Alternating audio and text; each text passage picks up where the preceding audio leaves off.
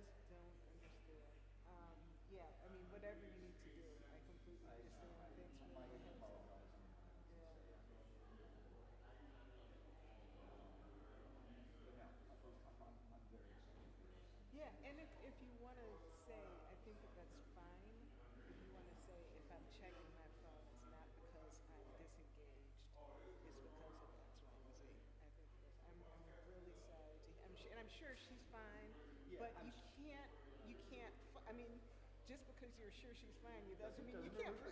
can't function. I mean, Here's that's, the thing, and it's like, well, because I know, so it was after, so Indiana University has something called the Little 500, sort of like, it's a cycling race uh-huh. based upon the car race, Indy 500. And this is a big deal. It's been going on for decades and decades and decades. And she was at the events of the Little 500. This was, it looks like the shooting was where she could have happened. You know what I mean? So um, it's just reasons like I look at the person, like a person. And the kids talk about how fortunate that we raised them here in the city, right? And do like they're just they think differently. They're exposed to so much more.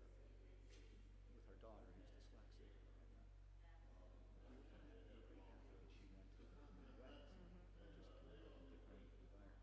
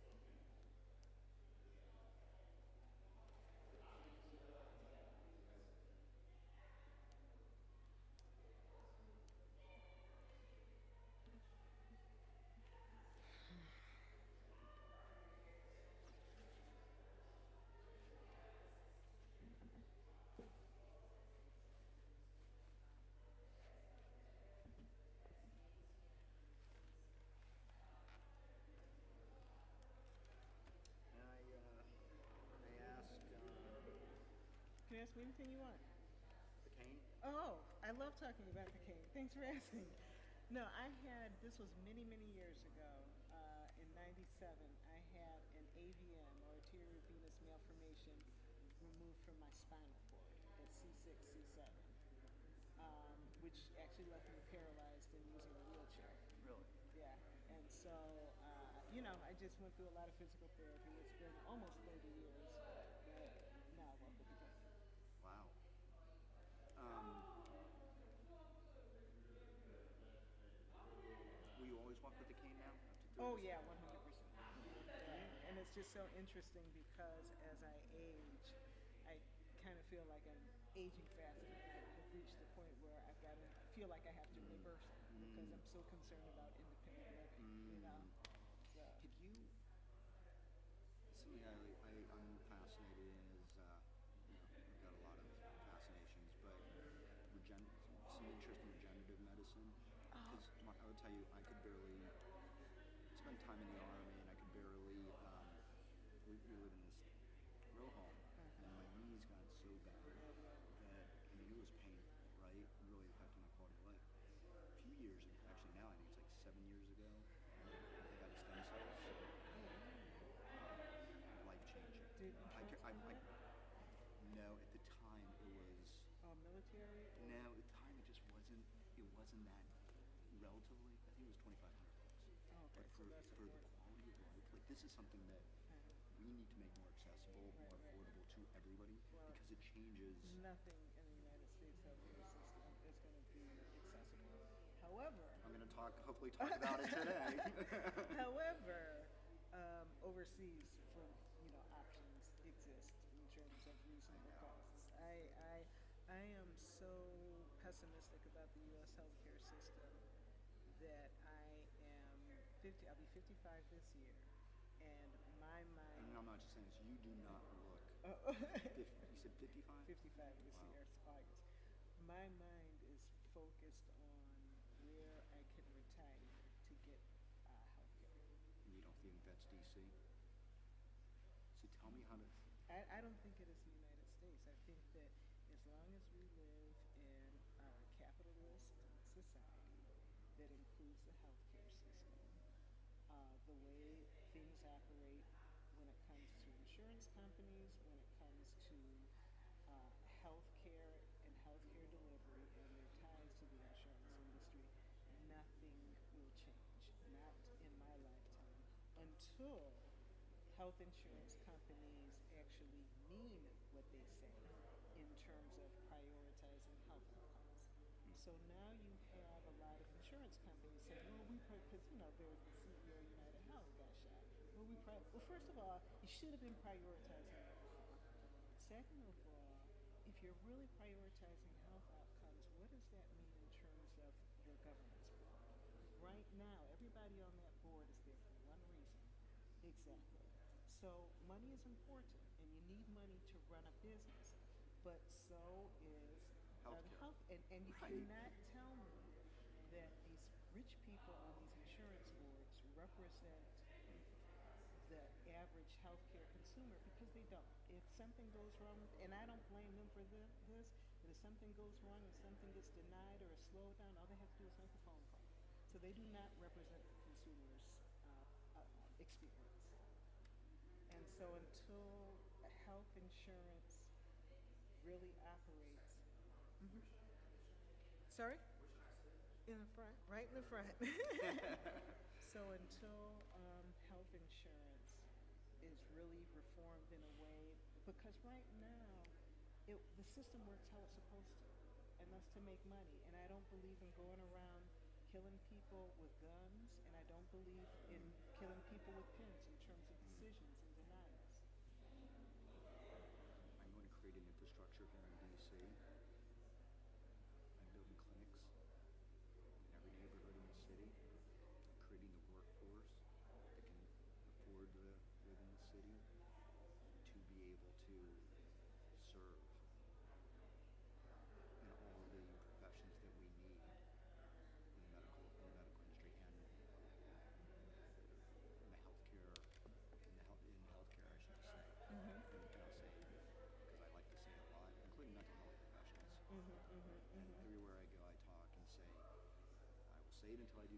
say it again because mental health is health.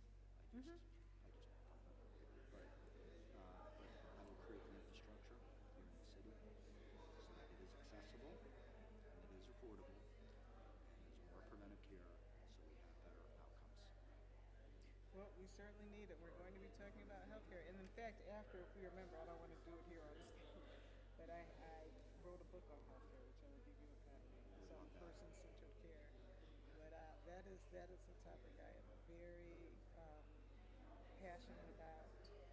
And I just feel as though patients are really left in the dark.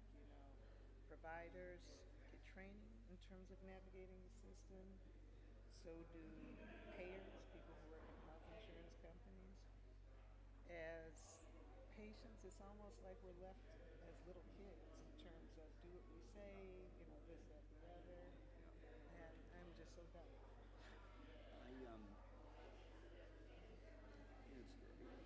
I've been talking to a lot of clinicians, especially at Georgetown University Hospital, and I talk to different types of medical professionals in all the different hospitals, stuff like that. Mm-hmm. It struck me, well, actually, Finn and I were walking down the street, knocking on doors, and started talking to somebody, and he's a doctor hey, Finn, the guy that we stopped the other day, the doctor, Washington Hospital Center Children's, Washington Hospital Center, right? He's a doctor, Washington Hospital Center, and I brought this up is that talking about my workforce development of medical professionals, he's like, yeah, we have this enormous amount of nurses and medical techs that we are desperate in need of, and but they can't afford to live here in the city, which makes everything more expensive. And I was talking to a clinician who runs a whole cancer clinic at Georgetown University Hospital, and she was saying how they could go to Georgetown University Medical School, she'll spend years training these clinicians, but they don't want to live in they got all this medical school debt. They don't want to live in, their life is, Mm-hmm. it's a lot of work, right? Mm-hmm. So, and then Virginia, especially Virginia, Maryland, will pay them a Yeah, lot more and give them just a better quality of life. quality of life. It's so interesting because Mm-hmm. I was at a doctor's summit a couple days ago, and somebody receiving an award was talking about doing his residency, and he would literally have to walk home. He was, I think, at Howard's Hospital. He would have to walk home with his doctor's coat in a plastic bag because he didn't want people to think he had anything. Seriously? Seriously? Yeah. Hmm. Huh. This would have been decades ago, though. This would have been decades ago. But yeah, that's real in terms of really wanting to live in the community where you work and feel comfortable Yes. in the community that you live in. So yeah, that's good. That's good. We can do this. Why did you decide to run for mayor? And We'll talk. what did you do before? Yeah, I'm going to talk about a little bit of my introduction, but I U.S. Army, time on active duty. I was an army officer in tanks. I spent the past 30 years. We moved to the area when I was 6 months old. My dad was Air Force. Pentagon was his last station. I spent the past 30 years in business and real estate and finance. I got an MBA at night, working during the day at Johns Hopkins University, University of Massachusetts Avenue, Mm-hmm. finance. I find it kind of ironic that Teresa, she's saying that her baby's sick, and you're not here for your own board. Wow. Isn't that crazy? But yeah, we have to start. I know it's right now we only have two mayoral candidates, and like a good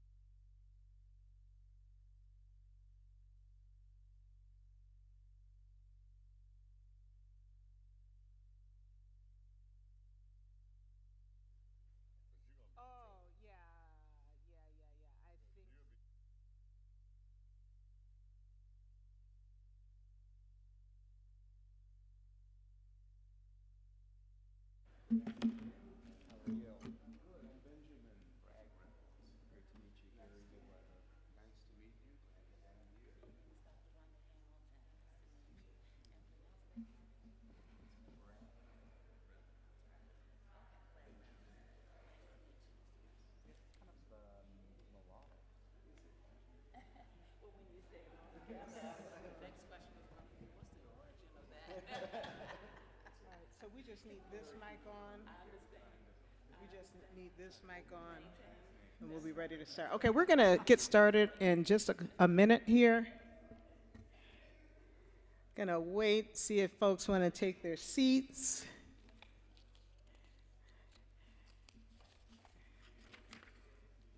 And I got to tell you, I'm just so excited to be here. I'm so glad that everybody is here.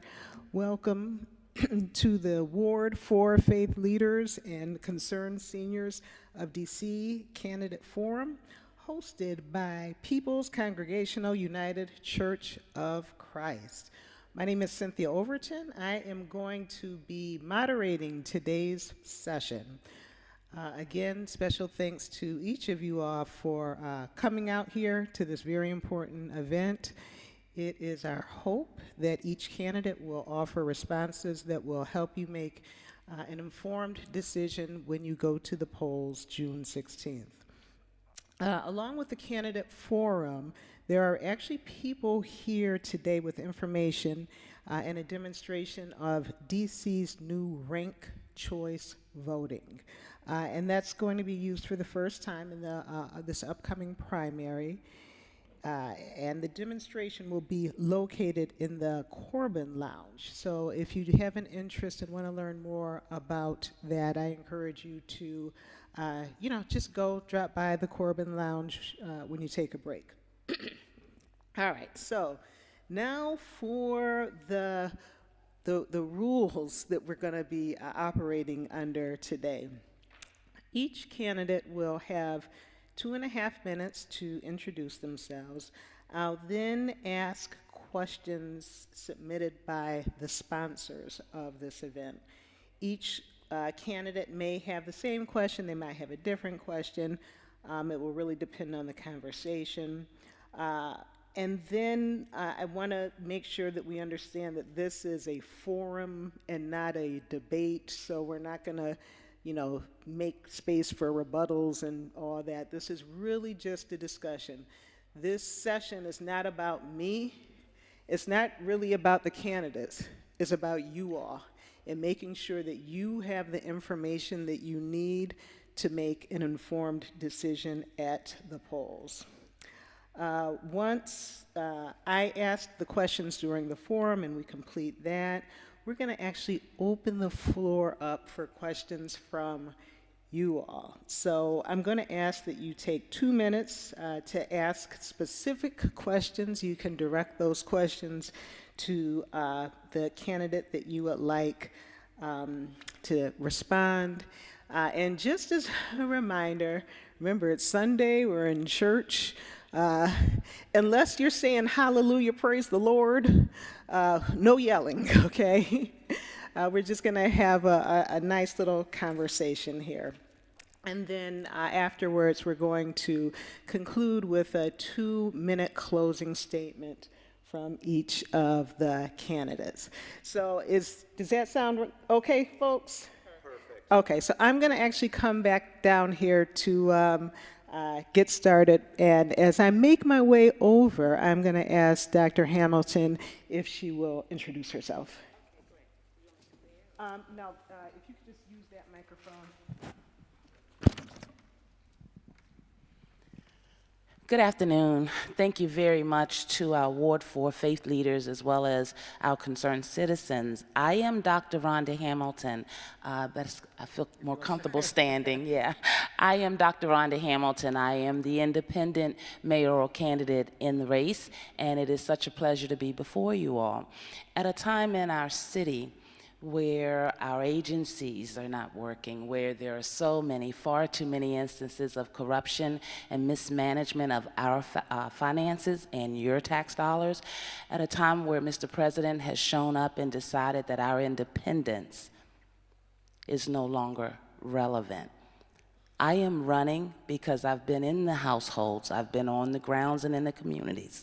I don't see where DC residents have been placed first. Many of my opponents are running on platforms that indicate that they will champion our citizens and the needs of our citizens.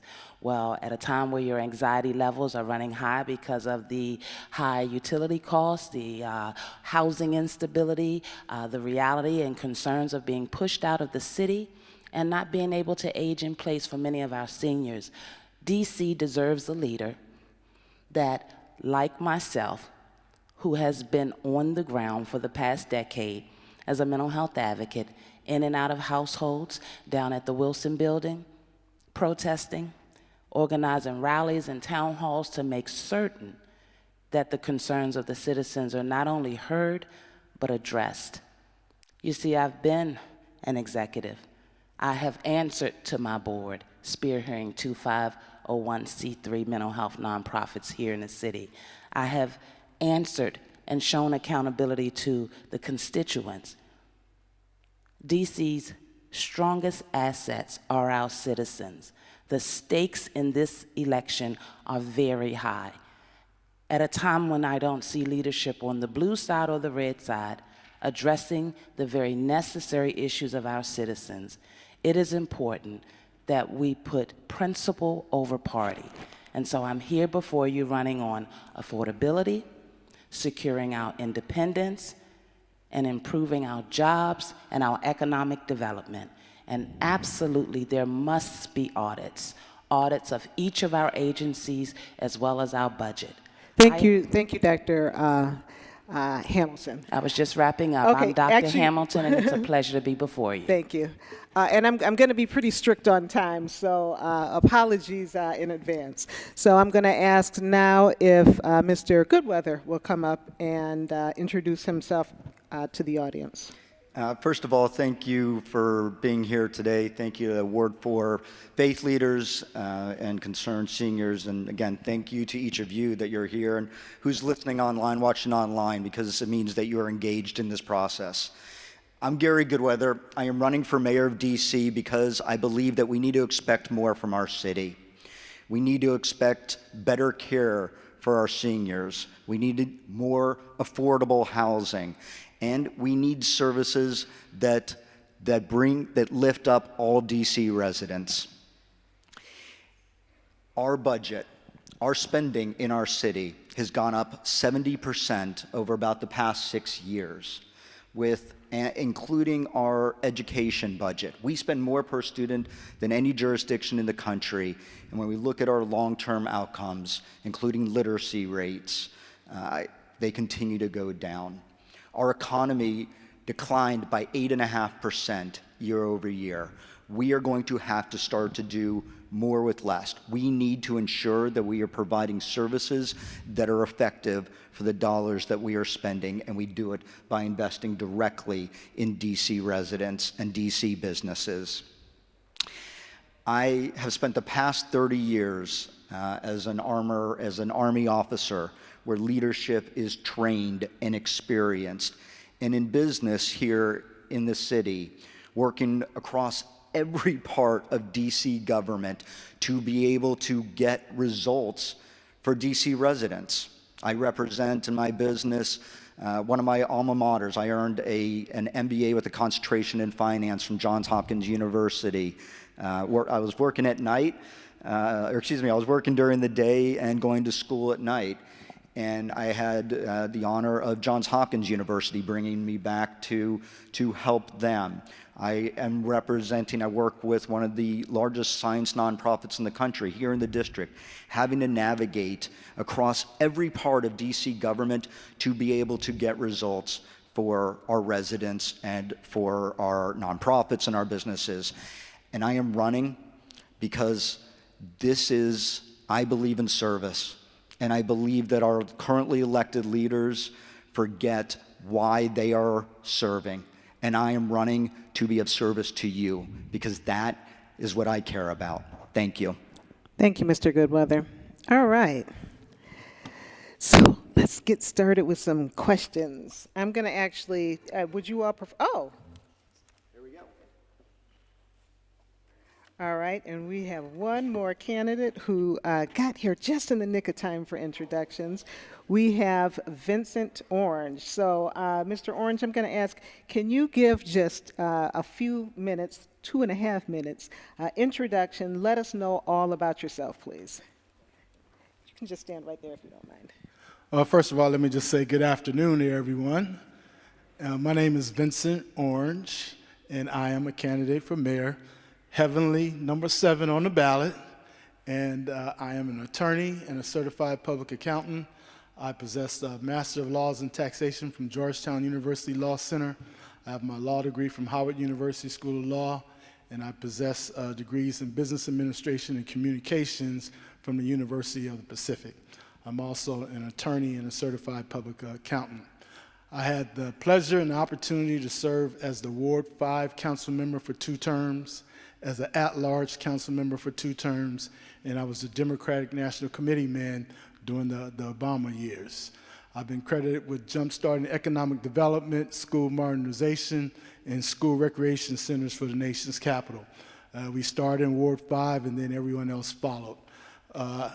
Just to sum up, I am in the business of really delivering. I had an opportunity to deliver Home Depot, Giant, Costco, Lowe's, and those shopping centers. Redid Turkey Thicket Recreation Center, North Michigan Park, and Brentwood Community Centers. Reopened McKinley Tech as McKinley Technology High School. Followed that up with Noyes Elementary School. I was the one that got the minimum wage to $15, but I put in the trigger so it goes up without having to debate.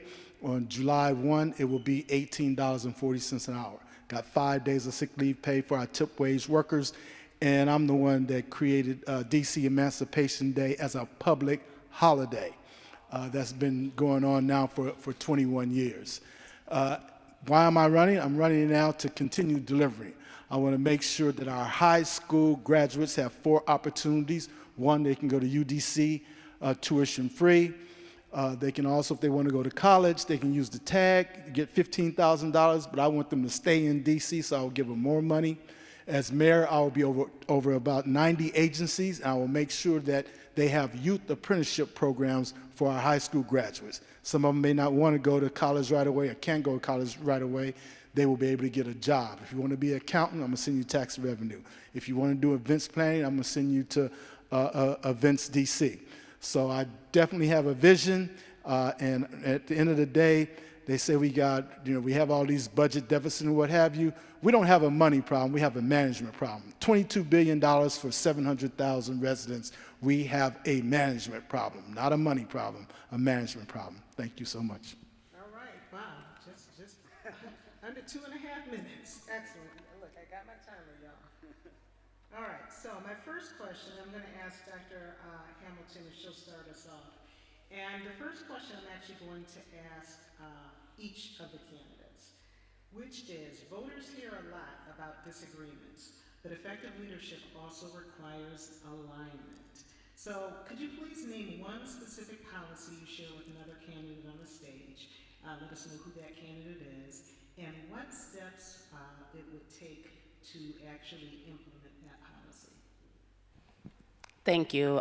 Both of my opponents have mentioned the understanding of being public accountants and attorneys, and so they're very familiar with ethics, and they're also very familiar with the understanding of the concerns that all citizens as well as us share for our budget. And so I believe that we would all, I agree with them that we need to address our budget concerns. I also agree with what Mr. Orange just mentioned. We have a management problem. And so the fundamental step in addressing that would be to ensure that our voters have the opportunity to elect a proper leader that will properly manage the assets of the city. I believe that our opponents also understand the importance of auditing our agencies as well as the city, and so it's going to take the legislative and executive branch to work together in order that the citizens have better outcomes. Yeah, and I think that all the candidates, including 2 other candidates that didn't show up today, would agree that we need experienced leadership. We need leadership executive leadership that understands how to develop solutions and execute on them. Specifically, and if the other council member that still sits on council were here, I would say this, and the other one who's no longer on council, the full funding for the Childhood Pay Equity Fund. I think those are dollars that are exceedingly important and exceedingly valuable, and we need to ensure that those dollars are being used effectively. But I would agree with the other candidates. I'm not sure how they feel as well, but that those dollars need to be allocated. Well, I'd like to piggyback off what Dr. Hamilton indicated. You know, there used to be this old saying, "Where's the beef?" So now I'm saying, "Where's the money?" So there's $22 billion out there. And so I believe that we need to have a revenue alignment commission to line those dollars up in column one. These are the dollars. And now I would look at those dollars to see what are the intended purposes of those dollars. That goes in the next column. And then I would want to see, are the dollars being spent for those intended purposes? And then the fourth column would be the surplus. Because right now, this council and our other two colleagues that are running for office that are on the council, they created this narrative of defund the police. They've kept our police force at 3,100, but they continue to budget for 4,500. So what happened to those dollars over the past 4 or 5 years for those 1,400 FTEs? The paid family leave program. Paid family leave was generating so much money, they had to lower the rate. But what happened to the surplus? The traffic cameras. We generate so much money off of those traffic cameras, and they keep bringing us more traffic cameras. The traffic cameras are supposed to fund Vision Zero, but we've probably funded that program 4 or 5 times. So where's the money? Where is the money? And then it should be transparent so all the citizens can see this chart, and now we can talk about real dollars and cents. Okay, thank you. Mr. Orange, while you have the microphone, I'm going to direct the next question to you, sir. Houses of worship are faced with several complex and unique issues. In the past, there was a dedicated DC government role to provide assistance and address concerns. Over the years, that position has been diluted.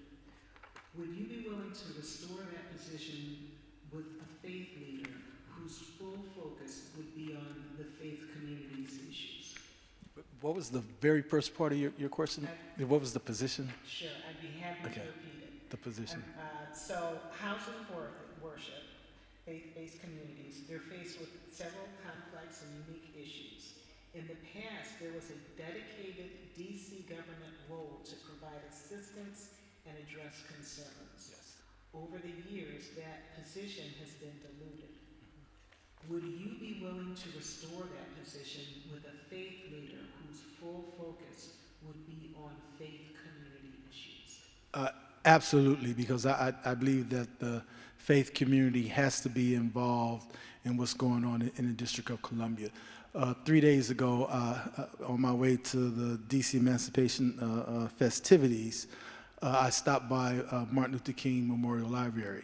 And I just couldn't believe all the homeless folks that were sleeping at the library.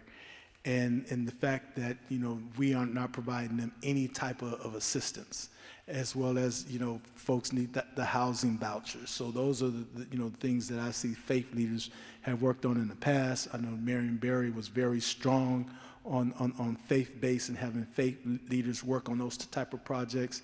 So wholeheartedly, I believe that there needs to be funding there. For me, I would have the mobile shower buses. I'll take those Metro buses, convert them to mobile shower buses like they do in San Francisco, and go to the homeless. Invite them to come take a shower, but it also gives me an opportunity to find out who's in the city. What are your needs? I would provide personal hygiene products to the women. So we need to go to them, and I know the faith base will go to them. We can go together to find out what's going on and what are the needs of citizens of the District of Columbia. Thank you very much. My next question will be for Mr. Goodwin. It's very similar in terms of service. Some wards have faced long-standing disparities. What is one investment or policy you would prioritize in your first year, and would success look like? Good question. So first of all, I'm going to create an office of inclusion that brings everybody into, has a direct line of communication to me as mayor, and vice versa, that I can communicate directly with DC residents. And I know that it's just one thing, but I'll say also that part of that is having a faith leader, bringing in the faith community into my administration, into the Office of Inclusion, because that does reach people, reach our citizens at every level. I'm going to create an equity map so that we ensure that every DC dollar that is spent, that we know where it's going, that there's full transparency, it's fully public, so that when DC makes an investment, we know that it is going to the folks that need it. If it is a resident of Ward 4, a business in Ward 4, a nonprofit startup in Ward 4, or an ongoing nonprofit, that we know where those dollars are going. So creating this equity map will be critical to be able to track all the dollars that are being spent to ensure that they are actually getting to you as DC residents and to the communities that need it. Thank you. Next question is for Dr. Hamilton. School attendance has been an ongoing issue. What is your plan to improve attendance, and how would you connect that to career and technical education so students see a clear path forward? Thank you. Absolutely, school attendance is a challenge. What we see is that there is a domino effect of the failures of our systems of governments. And what I mean by that is that what we have are youth that are coming out of poverty, that are living in poverty, I should say. Of the over 125,000 youths that we have in the city, at least half of them are living in single-parent households. These single-parent households are navigating slumlord realities, and so some mornings there are challenges to come out of the home. We're seeing that we have 5.8% and upwards of English language art comprehension on a 100% scale. And so the reality of our youth failing, having to navigate poverty, and the reality that no solutions are in the household, it would impact their ability to come to school. And so what we have to do is show up and offer root cause solutions. We have to make sure that these youth have access to the two main things that are affecting them, as they said when they showed up to the council hearings recently. One, they are afraid in their school settings, meaning that we haven't addressed the proper safety for our young people. And then two, they don't feel that we have enough mental health resources. And so as the city's next CEO, I will make sure that the dollars and cents that we recoup from the misspending and mismanagement will be directly put into our schools and with our youth, and most importantly in their homes. Throwing money at the problem is simply not enough. We must show up and make sure that our systems are working and that we get the proper return on our investments. We're spending upwards of $3 billion a year for our school systems, and our youth are not benefiting. Our schools need to be campuses that will allow our youth pathways for educational on a higher level, as well as economic opportunities through the workforce, vocational education and skill settings. And so as a CEO of this city, I will make sure that the money we bring forward will absolutely impact our youth in their homes, so they will have pride and excitement for showing up to learn.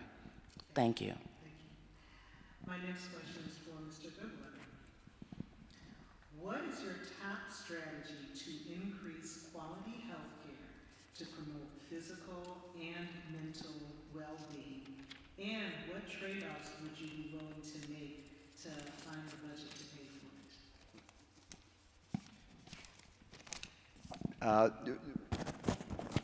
First of all, I don't see any trade-offs. I mean, in terms of the budget, we need to make sure that our dollars are effective, but providing outstanding health care for all of our DC residents is top priority. And I'll say, mental health, because I will say this until I do not need to say it again.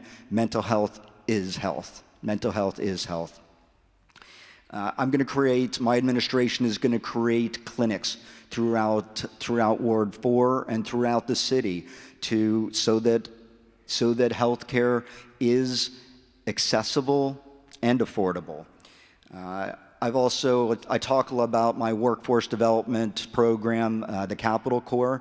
We have a healthcare branch that will create the workforce for the community members to live in the city, get educated in the city, be able to afford to stay in our communities, to be able to serve the needs of our residents, to be able to serve our older residents, all residents, Ward 4 and throughout the entire city.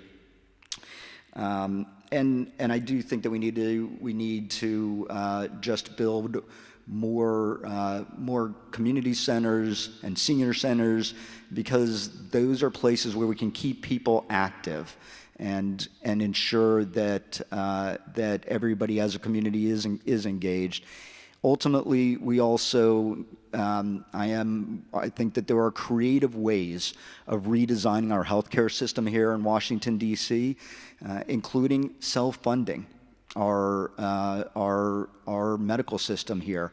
We need to ensure that not only are we creating the workforce for medical professionals, but that it is affordable. And for how much we spend as the district on healthcare, we need to look at how we can use those dollars to be able to bring down directly the cost for healthcare as well for all DC residents. Mr. Orange, what is one specific action you would take in your first year to ensure seniors in DC can access and maintain stable housing and transportation in order to promote independent home community living? Well, first and foremost, I'm glad you asked that question, because it falls right into my proposal to build 1,000 housing units in the first year, and they will be for seniors, first responders, and minimum wage workers, and our students graduating from college. I think that's a vulnerable population, as well as the youth and the old being able to stay here in the city. So I would use $100 million out of the Housing Production Trust Fund. We put $100 million every year in the Housing Production Trust Fund. These 1,000 units will be about 600 square feet with bedroom, kitchen, living room, dining room. They will cost no more than $75,000, because I want to ensure that the folks that are eligible for those units can actually make the payments. And in addition to that, those that are going to build those units will be our DC certified business enterprises, so I can keep that $100 million circulating in the city.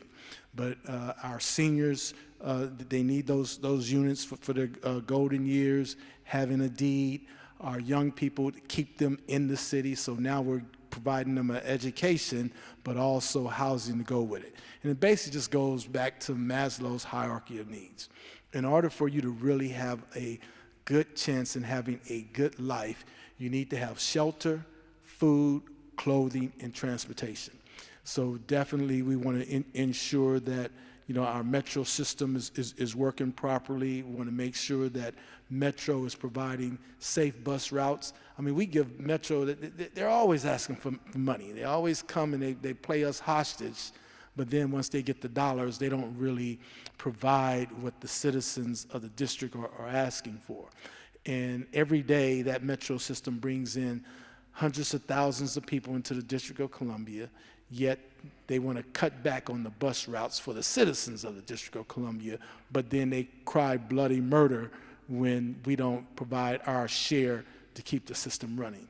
So I think that overall we have to make it work for our seniors, our first responders, and our young people, and I think that'll be a great way to start.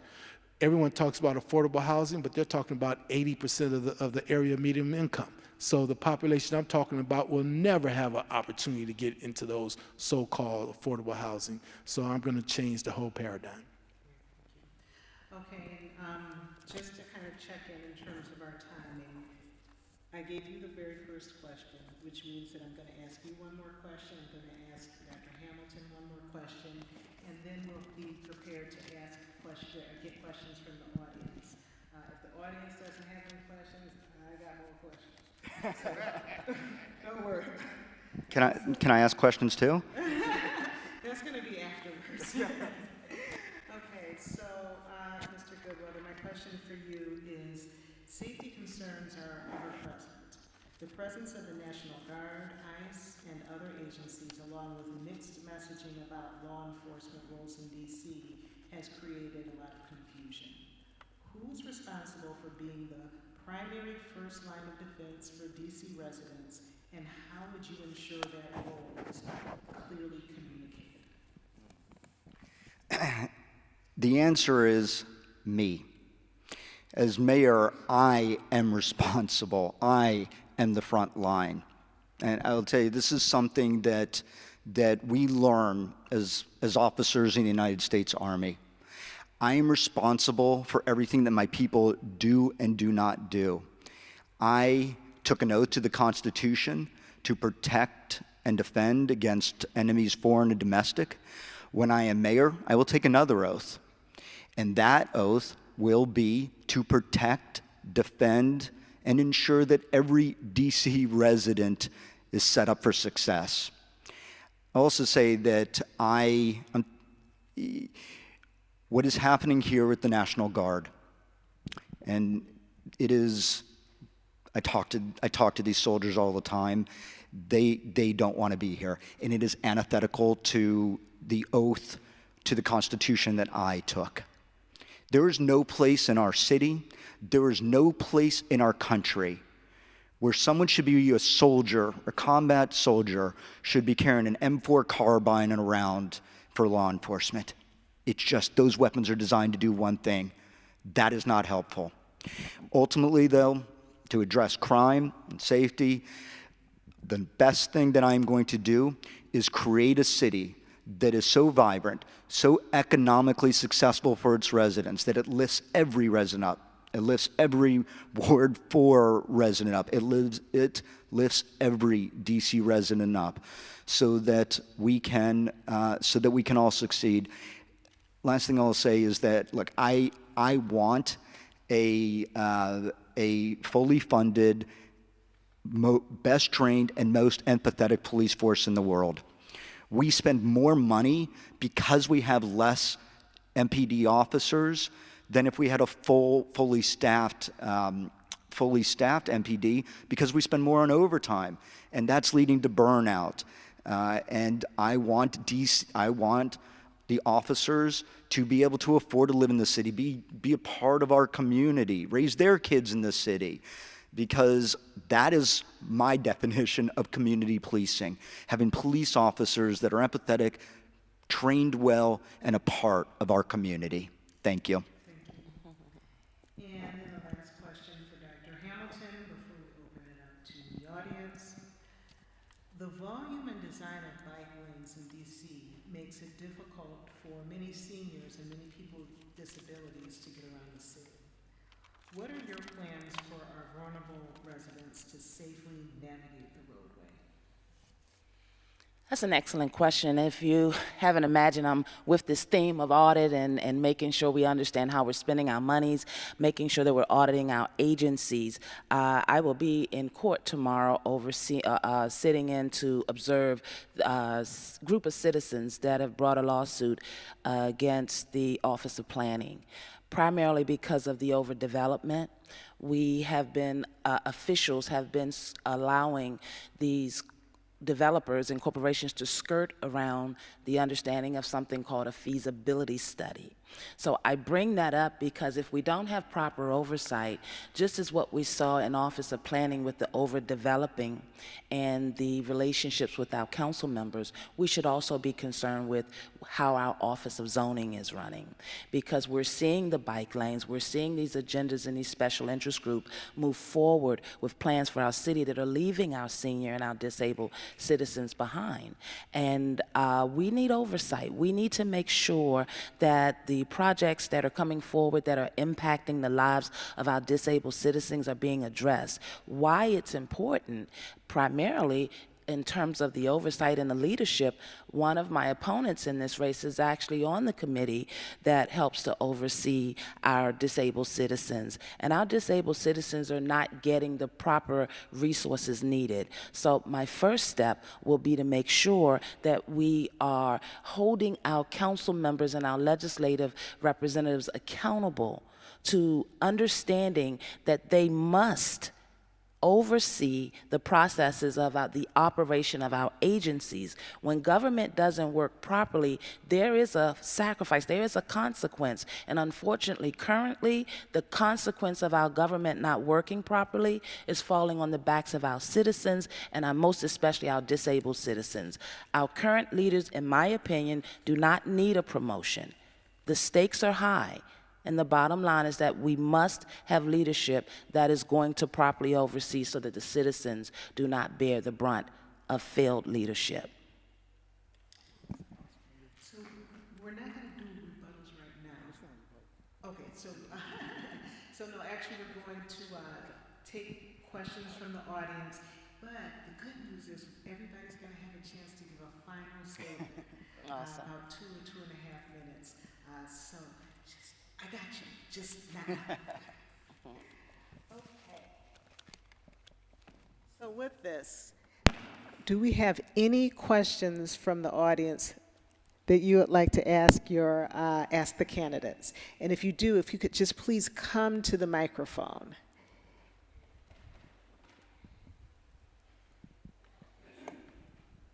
And as you're coming to the microphone, let me just say your questions are going to be really, really important. If you feel so inclined, maybe just say your name. That would be amazing. And then just also, don't forget, we just really, really want to hear your question and who it would be directed to. And that's code for please don't go on and on without a question. Hi, I'm a lifelong district resident. My name is Timothy Thomas. I live in Ward 4. Grew up in Ward 4, but I also grew up in the Trinidad neighborhood of D.C. In February of this year, Congress unanimously passed a proposition which turned into law 4947, which withheld $358 million, but set what we call a sort of static opposition to the district spending the $22 billion. I'd like to know from each candidate, how do we work with Congress so that we can have access to taxpayer dollars that have not been distributed? We are working on a 2024 budget, but it's now 2026. I really would appreciate figuring out how to navigate from a city taxpayer to a congressional committee budget, because where the dollars come from is how we get our programs before they're even audited, and they're still holding back some of our money. I appreciate an answer. All right, thank you, and that's a great way to ask a question. Excellent job. Absolutely.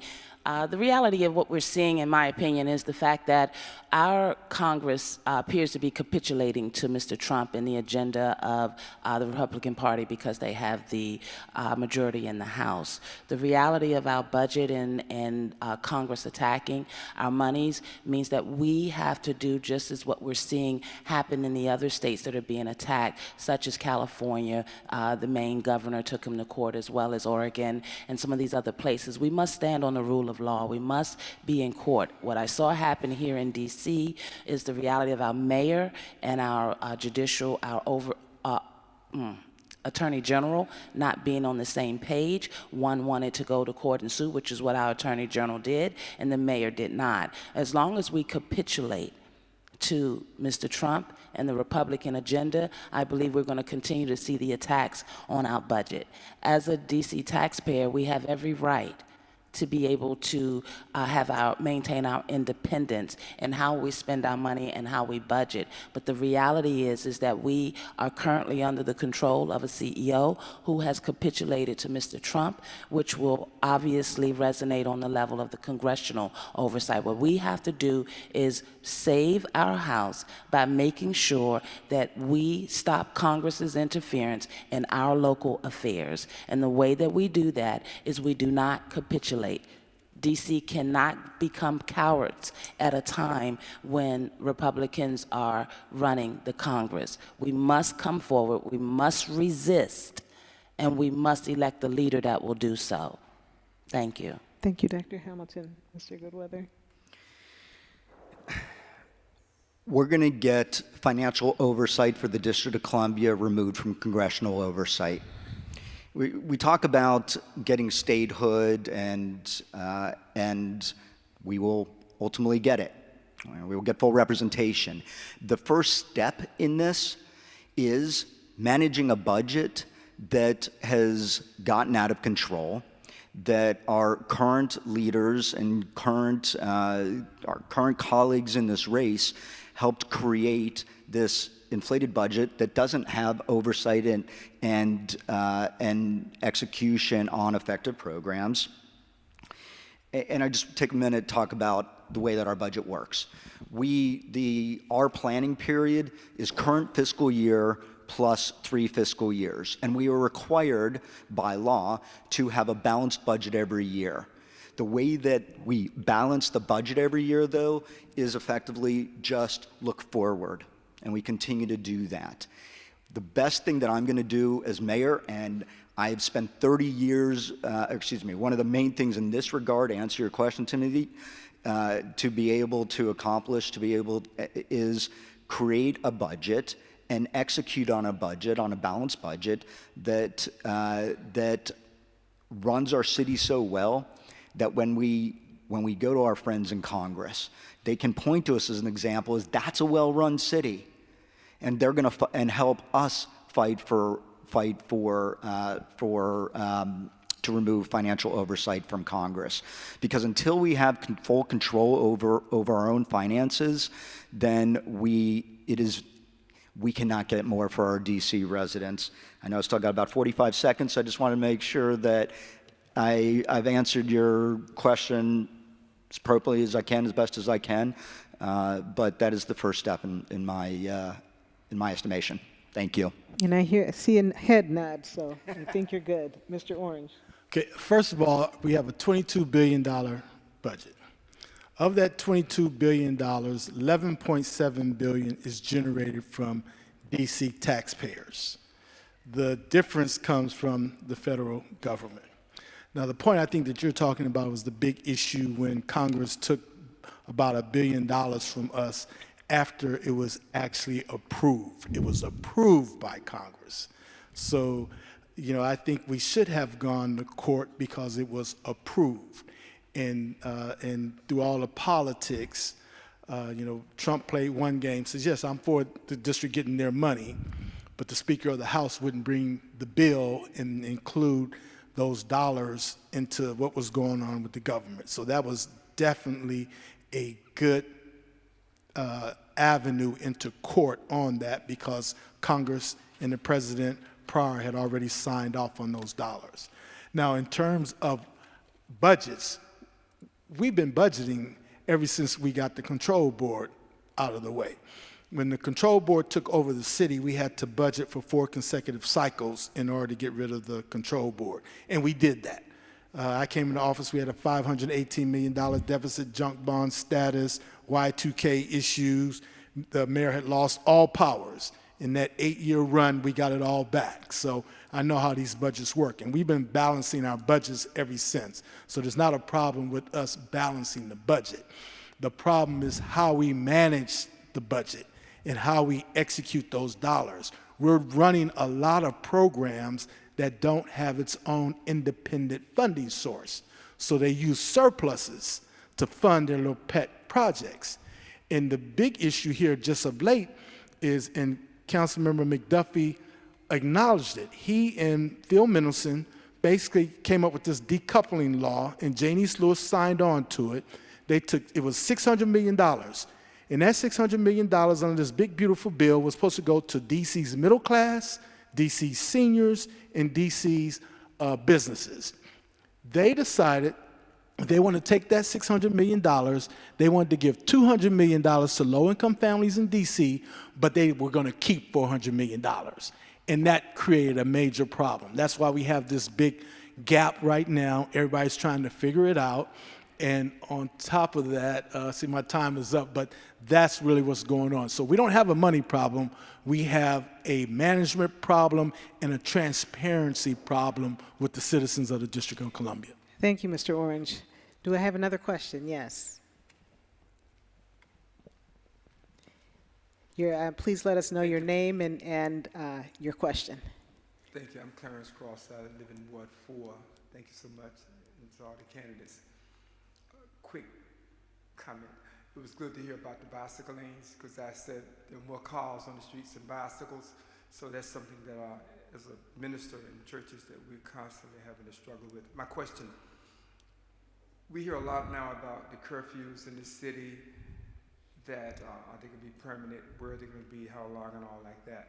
When you're on the ground in the city, we realize that a lot of beefs between different segments in certain areas of the city among groups, and sometimes it's real bad, and many people are on the ground trying to again help to work with our youth and get them to do this versus that, and to working with other folk from different segments. How do you all view, how do you see, what would you do? What is your thinking on the curfews and how to get our youth more together and less antagonistic toward each other in this city as it relates to some of the things that we see? Thank you. Thank you so much. I'm going to ask Mr. Goodweather to start us with this question. I'll answer the question by starting, and I apologize, I didn't hear your name, but I'll start by saying that curfews are an extreme measure, and they are a failure of exactly the systems and structures that we're talking about. They are, and if you are going to have a curfew, it needs to be very defined on the time that they are going to be in place. Second, and exceedingly important, how they are going to be enforced, so that you are ensuring that they are not creating an environment exactly that what you're trying to avoid and against a particular group. That is, again, this is about execution, how you do it. And third, which leads to how we fix it. The third is you need an exit plan. You need a plan to be able to address the underlying issue. I mentioned my Capital Corps, my workforce development program. It has a youth track. And I designed it after my time in the U.S. Army, after AmeriCorps, after the Marion Barry Summer Jobs Program, and an organization called City Year here. And when I talk to the youth of our city every day, they tell me that they lack purpose. They want to belong. They want to see that there's a path, that there's a better future for them.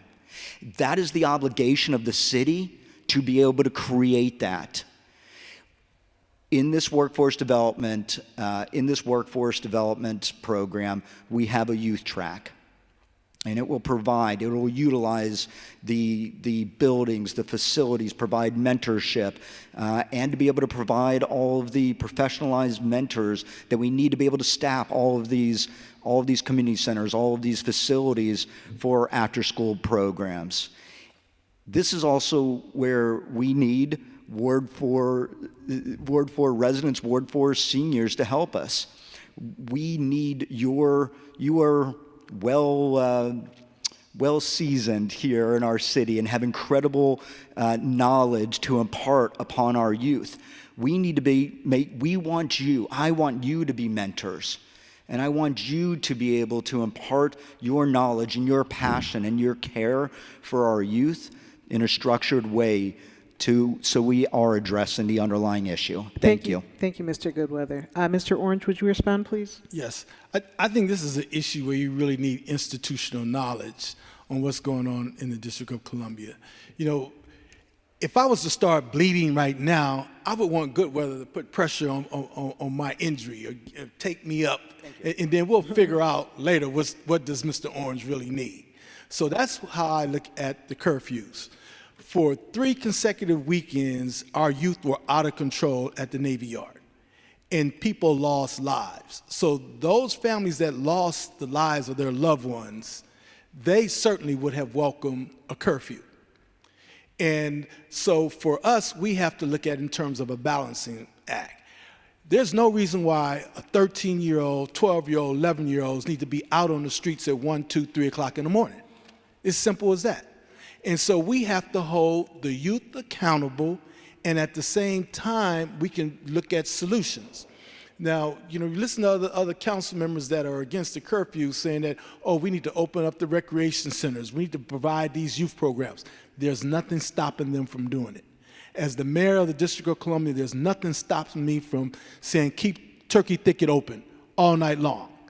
Keep North Michigan Park recreation centers open all night long. Keep the creative industry open all night long and let the youth go there. So that's just another smoke screen to try to get around the issue. And we really need to address the issue. We have to hold people accountable. The majority of our youth are good youth, because when you look at it, it was 200 that gathered in the Navy Yard, but it's about 8 of them that caused the problem. Remember down at Capital One Arena, when they had the McDonald's, Chipotle, and all that, they had to close all that down because the youth gathered, and then there was a bunch of them out of control. So we can't have that going on in our city. There has to be some kind of accountability. I have an 8-year-old granddaughter and a 16-month-old granddaughter. I like going to the Navy Yard. I like being in that front of that little cafe, and the water comes up out of the ground, and they run around and play, and we have a good time. But here of late, you know, you have to be kind of like, is anything going to kick off? You know, who are all those people over there? What's going to happen? You know, are we going to get back home safely? And we cannot live like that. So it's a balancing act, and we have to come up with solutions, but also we need to stop the violence now. Thank you, Mr. Orange. Dr. Hamilton. Yes, it's very interesting that in a post-COVID era, we are looking at curfews as a solution to our youth challenges. Many of our youth are being housed in households and environments that are unhealthy. They're being raised and reared by unhealthy adults. So root cause solutions must be what we're seeking as citizens. Absolutely, we must hold our parents accountable. When we look at the fact that half of our youths are being reared in single-family homes, many of these parents are working jobs to pay for the upwards of over 50 to 60% rising costs in their utilities and rent understandings. And so just as it did for many of us, it still reigns true. It takes a village. Our youth showed up at our council and shared with us that the 2 single most concerns for them are their safety and the lack of mental health. We are financing many agencies allocating grant fundings for youth programs, and there's no accountability. We have no what you call Boys and Girl Club understandings. We have no vocational education in the schools. Community centers are closed in the middle of the afternoon. We just buried 12 and 14-year-olds just in the last week, and we have no solutions. We have a council and a mayor that has served 3 terms. We're facing the loss of our city, and we don't know what to do with our youth. The bottom line is it takes a village. We do need accountability, but we also need to be realistic. If we're not going to be the village needed to address the problem, then what are we expecting the solutions to look like? The truth of the matter is we cannot lock up youth because we don't know what to do in our $22 billion budget to help them get what they need when they showed up and told us the 2 single most concerns for them are safety and mental health. We need to put them to work. We need to make sure that the agencies and the nonprofits that we're funding are accountable. We need to understand that if we're going to spend millions of dollars for violence interruption, there needs to be literally violence interrupted. It takes a village, and it takes strong leadership. Thank you. Thank you. Any other questions from the audience? Could we get okay, so we've got one person at the mic, and then I'm going to ask if I can have a runner go to this young lady in the back. Can you grab the mic when she's done and take it over? Okay, that would be fantastic. So I'm going to get you in just a second. Ma'am? Good afternoon. My name is Miss Naomi. I'm a native Washingtonian, born, bred, raised right here in the nation's divided capital. There's no secret that there is a gulf divide. The divide is a gulf. That's how large it is between leadership and the citizens of Washington, D.C. And my question is twofold to the esteemed candidates that want to take the helm moving forward. Accountability and transparency, let's start right with that. Accountability, we're told that we haven't held leadership accountable, and that leadership should hold parents accountable. What does that look like? My question to the three of you is, how do I hold you accountable? Give me an example of what that looks like. And the second question is, give me an example of how you will be transparent. When I reach for you, how will you demonstrate being accountable and transparent? And what are you going to do about this everlasting, long, divided gulf between D.C. government and its citizens? Thank you.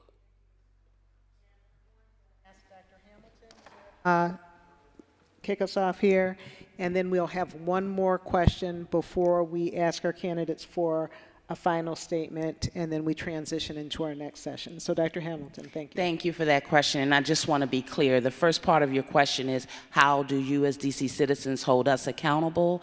And the second part of your question is, what does transparency look like? Is that fair? Okay, great. Great question. The way that in every business, there's an organizational chart. And the organizational chart tells you who the hierarchy is, who's at the top of the chain. In the DC government, the organizational chart is the DC resident. You're at the top of the chain, and then we see the legislative, executive, and judicial branch. Why that's important is because just as you run a business, the buck stops with the person in charge. The buck stops with our citizens. We have ANC meetings that many don't show up to, so your voices are not heard. We have hearings on the council level that many don't participate in or are not familiar with, and so you're not able to make certain that your voices are heard. I believe that DC citizens can hold their governing body accountable by simply showing up. Right now, we're about to lose our house if we don't show up. I ask the question so often, what does 300,000 DC residents on the steps of Congress look like? It looks like we're having a different discussion about our independence, about our budget, about the matters that affect our local governance. What we must do as DC citizens to unite is understand that we all share a commonality of losing our independence, meaning the repealing of our home rule. We must show up. Transparency looks like you have access to your leaders, open door policies, and the understanding of not voting to elect the same type of failed leadership structures. That, in my opinion, is what accountability looks like. This is your house, this is your government, these are your assets, and you are at the top of the chain. I would say DC citizens should simply show up and vow not to vote just because of party, but to choose the perfect and best leader to run our city. Thank you. Thank you. How do you hold me accountable? If I am not serving you, if I am not giving my entire everything to serve you, fire me. One of the first things that I'm going to do as mayor is ask council to write legislation, and I will sign, to ensure that no mayor, including myself, serves 2 terms again. This is service, and it is important that our elected leaders recognize why they are doing this. To serve you, to serve our residents, and to improve your life. That is service. Transparency. First of all, I hope that I will be in the Wilson building very, very little, and that I will be out in every neighborhood as much as possible.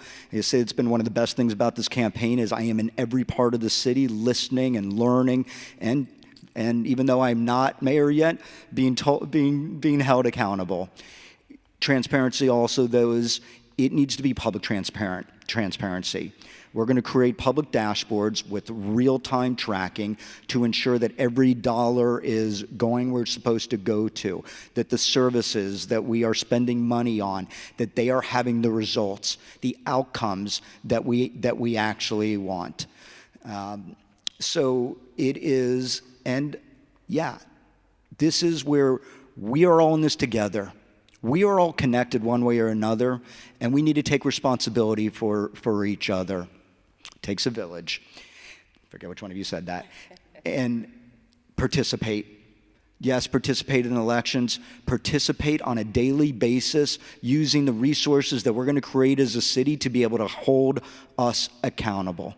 And just like me, if one of the experts or one of the people that I put into the job to serve you, if they are not doing their job, just like in business and in the military, they are not doing their job and they are forgetting why they are doing it, they will no longer be in that job, because government service is about service to you. Thank you. Accountability and transparency is on the ballot on Tuesday, June 16th. 2026. The accountability and the transparency that you've been looking at for the last 12 years is on the ballot. So the question really is, do you want the same formed over? You know, this is the option. Phil Mendelssohn is going to be chair. There's no opposition. The 2 people that are running against him, they got kicked off the ballot. So Phil Mendelssohn is going to be there. So do you want Councilman McDuffie and Chairman Mendelssohn to be your leaders? And the mayor has said, oh, if you like me, you're going to love McDuffie. So that's what you're going to get. Then you have a Democratic socialist running. She's from Ward 4. She's all about New York and all about the Mondami stuff and all about these taxes. That's what's on the ballot. And so in terms of accountability, if you want someone that has given you deliverance, someone that's given you economic development, someone that's given you jobs, someone that started school modernization, someone that gave you recreation centers, someone that gave you minimum wage, someone that, and I work with this young lady over here, she's running for office. We did the minimum wage together along with the unions. Got 5 days of sick leave pay. You know, brokered the deal so both food trucks and restaurants can be here in this city. Gave you DC Emancipation Day to document our history. Those are things that are being delivered, and they were transparent. But what's going on right now, it's not transparent. You know, we don't know what's going on with this $1.1 billion budget. One thing we do know is that the council got caught with their pants down.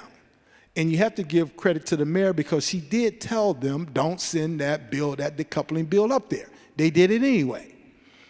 She told them, don't send that criminal bill up there. Did it anyway. Put President Biden in a bind. He actually had to send it back himself. So once again, accountability and transparency is on the ballot on Tuesday, June 16th. And it's going to be up to the electorate to decide how this government is going to go. You have a lot of great candidates that are running, but also you need to look at institutional knowledge. One thing that I learned from Dick Gregory and Al Sharpton said, don't ever go on the ballot with anybody that ain't never got out of nothing. I got us out of the $518 million deficit. I got us out of the junk bond status. Thank you, I Mr. got our Orange. powers back. I've been somewhere, and I need to lead the city. Thank you. Thank you, Mr. Orange. We have one more question from the audience before we make our closing remarks. Thanks. Good evening, everybody. My name is Portia Reed Smith, and I am a bold soldier in the army of the Lord. I found myself as a senior homeless 6 months ago. God says a man's gift should make room for him, and I sang my way into open doors. I am now a resident at the Colony House due to my music, my singing that he used to open doors through senior centers, and I'm grateful. My question is, when I was out there sleeping on church steps with nowhere to go and had run out of money with doors not opening fast enough, I saw the vans, the shelter vans going by.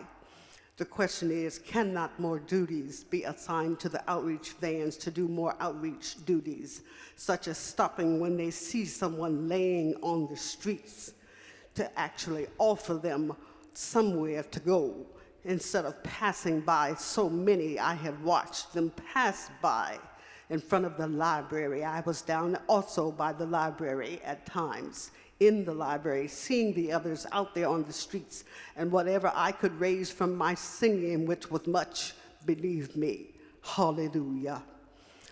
God gave me the inkling to share that with others out on the streets so they too could eat and have an open door also. I'm not the only one that the Colony House has opened the door to from homelessness, and I'm very grateful. Please answer me. Thank you. About the shelter vans. Yes, thank you for that very important question. Do I have a volunteer in terms of who would like to go first? All right, Mr. Orange. Certainly, in an Orange administration, certainly there will be more outreach. As I indicated earlier, I was down at the Martin Luther King Memorial Library, and I saw it with my own eyes. Not only that, I saw a couple folks had those 8-ounce water bottles trying to clean themselves. And it was just deplorable. And I believe that there should be outreach, that we know where the folks are located. And we can go there and we can provide services. And in providing those services, we can ascertain what is needed. Like, why are you here? What is the problem? And if there's mental health issues right there that are present, then we can provide services for that. So you're absolutely right. We have to go to where the problem is. We can't act as though the problem does not exist. And, you know, it's thank goodness that you have a voice, and your voice was able to be utilized to take care of yourself, and you were able to help a few others through your voice. And that's what we need. We need more engagement in a city that has a $22 billion budget, a city that has, you know, opportunities. You know, it's an opportunity. If you look at COVID, shows us we don't need all these office buildings, and these commercial developers now they're scrambling, but those buildings are still there, and we got money in the budget. We could take over one of those buildings, several of those buildings, and provide services, provide shelter. It doesn't take that much to reconstruct a building that's already there, and especially a lot of those buildings are in great shape. So it's really about the vision of the city, it's about the budget of the city, and it's also utilizing the opportunities that we have before us. And right now we have a dead economy downtown, and we can utilize a lot of those buildings to address some of our social problems as well. Thank you. Portia, thank you for the question, and the simple answer is yes. Is the DC government is responsible for ensuring that we are reaching them at wherever they are at. It's interesting. You're actually the second person that has brought up something very similar to me just in the past 24 hours. I started when I was knocking on doors yesterday. I was walking by a church in Southeast, And this individual said how we are having trouble, and they had at the church they had showers and food, and they've got some shelter. They're saying we're having trouble getting the people, even from over the park, just a couple blocks away, to the resources that they had. And I said, well, what's sort of the solution? And they said, well, we need more resources, right? There's just a few of us. I do think that the churches are an excellent way to be able to reach the community, and I mean that for lots of different communities and all throughout the city. I think that this is where we need to think about how we can use organizations like churches to be able to get that last piece, to be able to get those individuals into places. We talked about Maslow's hierarchy of needs, so we can provide them food, shelter, and I will say mental health services. So I want every DC resident to have access to mental health professionals, because mental health is health. And when we get those individuals into facilities, to give them dignity, to be fed and showered and address their mental health, then we can help put them back on a path to be successful and succeed. Thank you. Thank you. Portia, I want to stand up because I want to be able to look at you and let you know that I am pleased that you were able to find shelter. You are absolutely correct. We do need to respond to our vulnerable populations that are in the street better. I would say to you the most important thing is that you need to know that you have a mayor that understands the importance of you being housed. I also want you to know and our citizens to know that the largest part of our budget that we're spending is for social service programs, and we're failing. We have folks that are not succeeding at getting the housing that's necessary. We don't have a state of an emergency process in our city that needs to be implemented that would have our churches support the fact that no citizen of the city should be sleeping in the street. There is a dignity that is being challenged when you find yourself without housing. When you're not housing stable, your health is challenged. The reality of your ability to have anything else in your house, in your life to work is challenged. So again, I don't think that we as a city have demonstrated the proper use of the largest part of our budget for citizens such as yourself. And we absolutely should have more than just vans that show up. We should absolutely repurpose our shelters to make sure that we have qualified and trained staff so that your dignity is not challenged and that what you need is able to be received. We are not a city that has been performing well in areas of mental health and mental wellness. There is very much still a stigma, and I'm going to make sure that that is removed, because with the high cost of affordability and rents in this town, any one of us could have found ourselves in your situation. And so I applaud you. For being steadfast and for persevering. But we absolutely will initiate a state of emergency, and we will live up to that under my leadership. God bless you. All right, thank you. Actually, Dr. Hamilton, if you would mind, we're going to wrap things up. I'm going to ask each candidate to give 2 minutes or less closing statement. I hope I don't fail. Hi. Well, this is wonderful. And, as you can imagine, being in such a controlled environment, addressing so many complex issues, you're not going to hear everything. So I invite you up front to check out Rhonda Hamilton, the number 4dc.com. And that is only if you're ready to do something different. In election season, aren't you used to all of these promises? It sounds great, but in a city where we're lacking enforcement of existing policies, where we're lacking the compliance of our leadership to do the right thing and not build these relationships that leave us last. What is on the ballot, in my humble opinion, in November, in June, is the reality of health, wealth, and our legacy. Our legacy is at stake. We must save our city. We must make sure that your high anxiety from the failures of our system are properly addressed. We must make sure that the many citizens that are experiencing housing displacement, the 81 times wealth gap, the reality of our children and our young people not having the economic access to what they need, and the fact that we are the largest city in the nation with unemployment. We have work to do, DC, and what we have to do is make certain that we don't yet fall again for the same failed problems and promises. If they've served on this council before or currently serve, they must be accountable for the state of where we are. We don't need yesterday's leadership. We need visionary leadership and someone that's in the trenches and ready to move us forward, and someone that will absolutely resist Mr. Trump and the agenda to take our city. I thank you very much for an opportunity to introduce my vision for DC. Thank you. Thank you, Dr. Hamilton. Mr. Orange.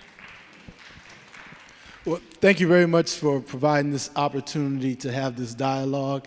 Actually, this was a well-run forum, an opportunity where we really could express and answer the questions, except for those 30-second things that we've been going to. So this has been great.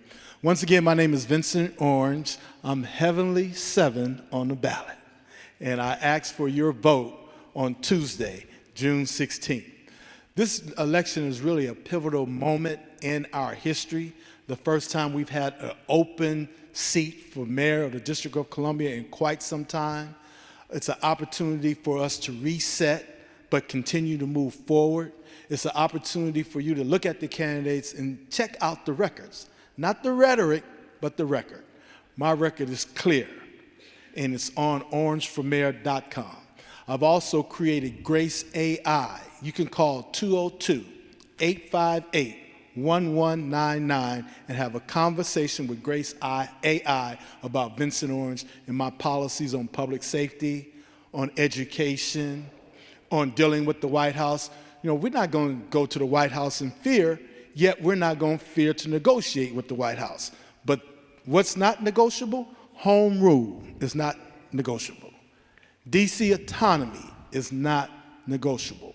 The pursuit of statehood is not negotiable. But we can talk about it. You know, you want to put $10 billion in DC? Well, let me see what that $10 billion is all about. I'm going to check it out. I'm an attorney. I'm a certified public accountant. I'm going to check out your numbers. And I'm going to see if that money is available for DC residents so we can move forward with our agenda. Not the White House agenda, but the agenda of the 700,000 residents that live here in the District of Columbia. We want affordability, we want housing, we want education, and we want health care. That is what we want, that is what we shall provide. And at the end of the day, ain't nobody gonna take care of us but us. That's what Calvin Rolock used to say all the time from the Washington Informer. Ain't nobody gonna take care of us but us. And Vincent Orange is here to take care of the citizens of the District of Columbia. If I can't be first, I must be second in your heart, although I want to be first on that ballot. Thank you, and Mr. ranked choice Orange. voting. Thank you so Thank much. you. Mr. Goodweather. Again, thank you for the opportunity to speak to all of you today, and thank you to each of you for questions. I really appreciate your time. And I want to actually particularly thank Rhonda and Vincent for showing up today. I've been running for mayor now for 15 months. I have gone all throughout the city listening to every possible DC resident that I can to understand their experience in DC and how to make it better, how to improve their lives. And I will tell you, I'm really pissed right now. They showed up. You showed up. Janice and Kenyon didn't show up. Janice in her own ward. This is, if I get asked all the time, who would you rank number second? Who would you want in your administration? Work as hard as we are. Work as hard as we are working for DC residents. Then maybe I will think about saying that you will be my number two or you will be in my administration. This is about service. This is about government service, serving you. Show up and start being accountable for your records, for the things that you have said and the things that you have done. Because I am sacrificing, because I want to serve. I want this job to serve our city because I love this city and I love its people and I know what this city can become, needs to become, to be the example for the country. We will become that light. Thank you. Thank you, Mr. Goodweather. Okay, if I could just get a round of applause for all of the candidates. You all did an amazing job. And I just want to let you know how much I appreciate you all really acknowledging our guidelines and sticking to them. That made for a very pleasant and informative discussion. So thank you to all three. Thank you. We're going to take just a second to, I guess, flip the stage. I was told that we've got a hard stop at 4 o'clock. I was told that I didn't have to go home, but I had to. So if I can just invite the mayoral candidates to exit the stage and invite the council candidates to join me, that would be fantastic, and we can get started.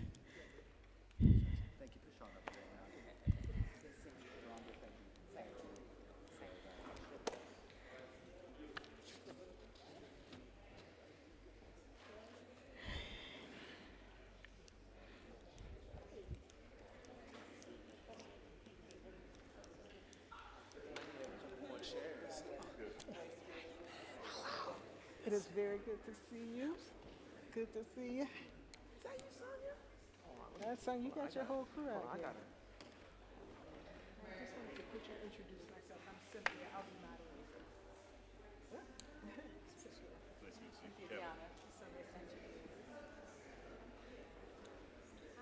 We got the opposite colors on today, right? And I can stand if somebody wants to take this chair. We can probably bring some more down too. Oh, it's crowded, so I'll be good. Does everybody have a place to sit? One more. That's what we call them today? Oh no, we did more chairs. I think we're all set. We're all set.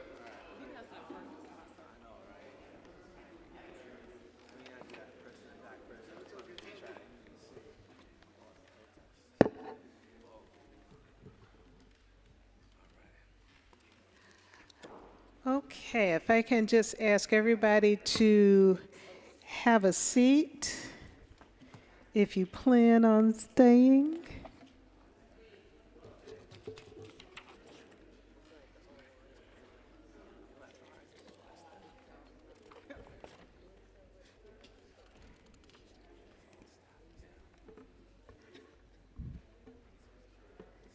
Okay, I'm going to get started. We're going to have shorter responses with this panel because we need to make sure that we can get through and get everybody a chance to speak.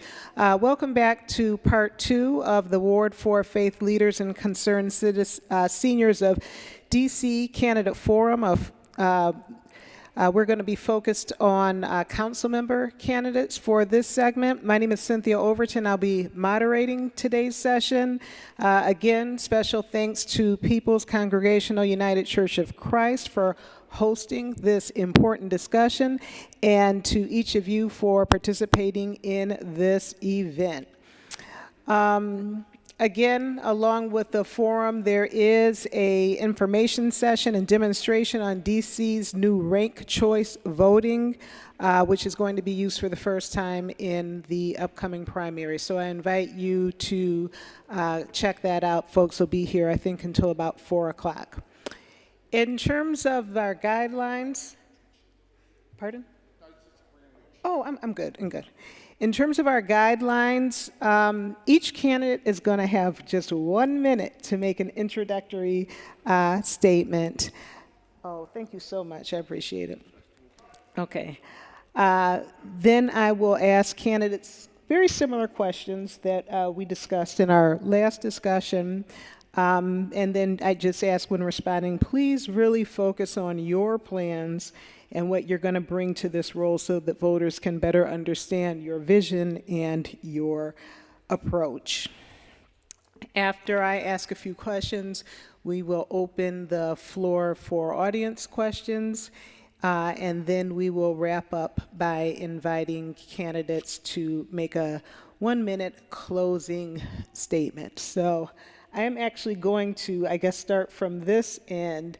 Maybe if you could come up to the podium so everybody could see you, if you could give us 1 minute to introduce yourself, please. Good afternoon, everyone. My name is Dwight Davis. I'm running for DC Council at Large.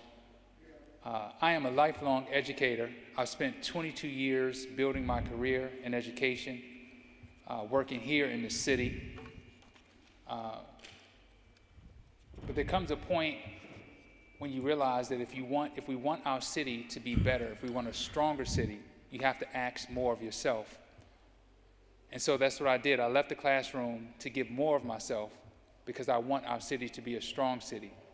So I'm bringing everything that I've learned as a principal, as an assistant principal and teacher, and bringing it to you.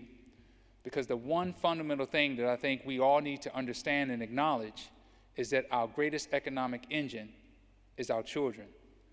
And if we want a strong city, we must entrust it to those who will build it, and that is the next generation.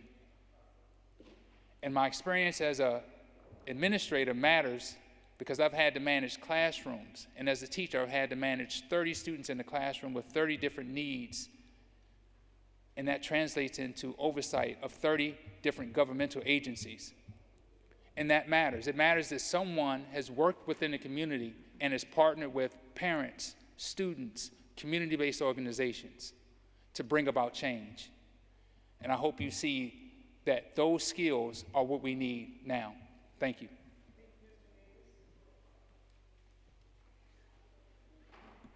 Good afternoon.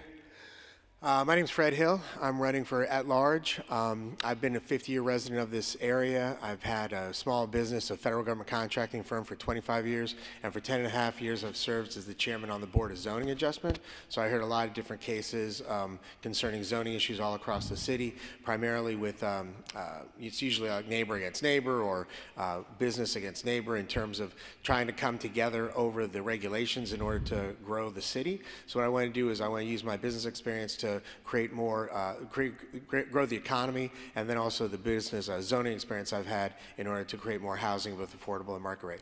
And so I thank you for your time. Great, thank you.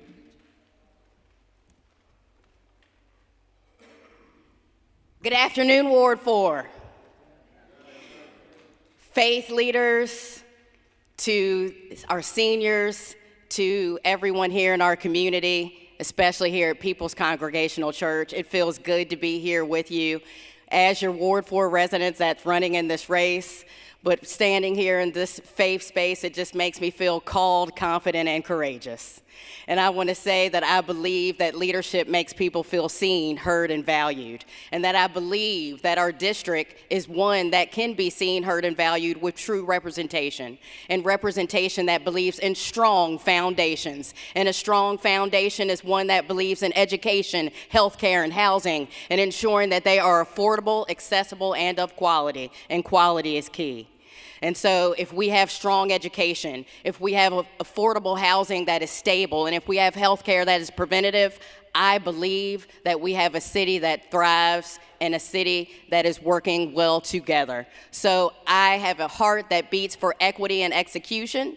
I want to see this government work for everyone, and I want to see it work for everyone right now. Thank you. Thank and you. If you could just state your name, please. Candace Tiana Nelson. Thank you. Thank you. Okay, next.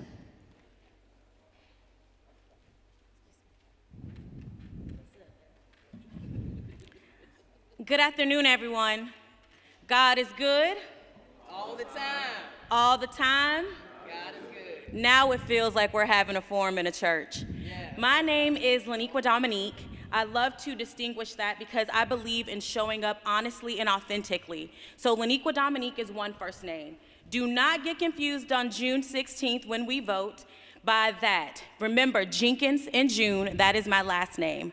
I'm excited to be here. I believe that my resume and my history of performance is as diverse as this city. There are lots of things to get excited about. I'm centering caregiving, I'm centering people. I'm highly prepared. If you look on my website at votejenkins4dc.com, you'll see a smart and clear path to passage that you all should get excited about.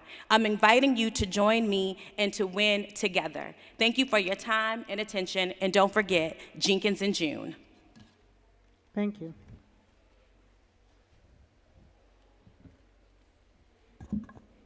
Good evening, everyone. My name is Kevin Chavis. I'm a candidate for DC Council at Large. I'm a native of DC, born and raised right here in the city. I grew up east of the river in Ward 7 and have spent my life devoted to public service. I know some of you may recognize my name. My father was on the city council back in the 90s, and I'm not a junior. I have a different middle name, but people call me junior all the time, so I'm used to it. But I grew up in this, and my training over the better part of the last 2 decades as an attorney, as a leader in the Democratic Party and in the community, and as a committee director at the DC Council has prepared me to be ready immediately upon swearing in to represent everyone in DC. I don't take what we're facing in the city today lightly, and my background and my work has shown that. If you want a candidate that's ready to represent the whole city immediately on day one, I'm the candidate for you. I love DC. This fight is personal for me. I have 2 kids in DC public schools. I'm fighting for them, for your children, and your grandchildren as well. I'm Kevin Chavis. I'm number 8 on the ballot, and rank me first in June. Thank you.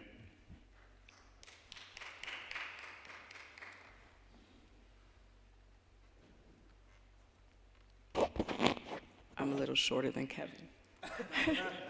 Hello, I'm Deanna Forster. I am running for DC City Council at Large. I'm happy to be here. I'm looking at Reverend Patty Fierce. I remember when we launched Faith Strategies with Reverend Graylin Hagler when I first started out as an organizer. And we were fighting to make sure when Walmart came to the District of Columbia that they came and they were responsible to the community. But I'm a proud DC native, homeowner of Ward 7, 2 beautiful daughters. One is getting ready to go to college. Yeah, she's no longer a baby. But I've also been working in the community for a very long time to fight. Someone who has felt the pressures of DC no longer being affordable. I fought to increase the minimum wage to $15 an hour.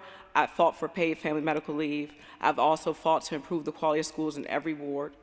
I also been an ANC commissioner, making sure that we have responsible economic development. For the past 3 years, I've been serving in Governor Moore's administration on the other side of labor, negotiating fair contracts, and I'm proud to be endorsed by those unions despite being on the other side.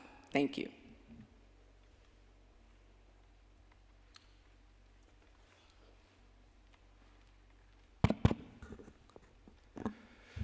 Good afternoon.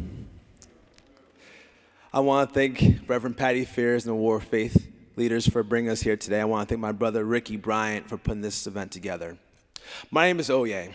I'm a pharmacist, former ANC commissioner, current representative fighting for DC statehood. And we are here today because we all know the same thing. DC is under attack. Last year, thousands of district residents lost their jobs. Thousands of people lost their health insurance. And right now, we're talking about teen curfews in a way that demonizes young people based off how they look. Our council lacks vision, purpose, faith. So I launched this campaign to address these issues. Number one, we're going to bring thousands of jobs back to the district so people aren't displaced. We're going to save our healthcare system so people aren't cut off based off how much money they have or how much money they do not have. We're going to bring young people around, but actually use positive language like youth instead of juveniles. This campaign is about rebuilding our district.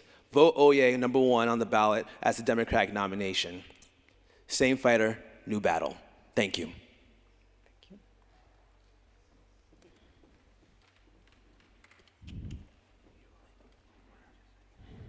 All right, good afternoon.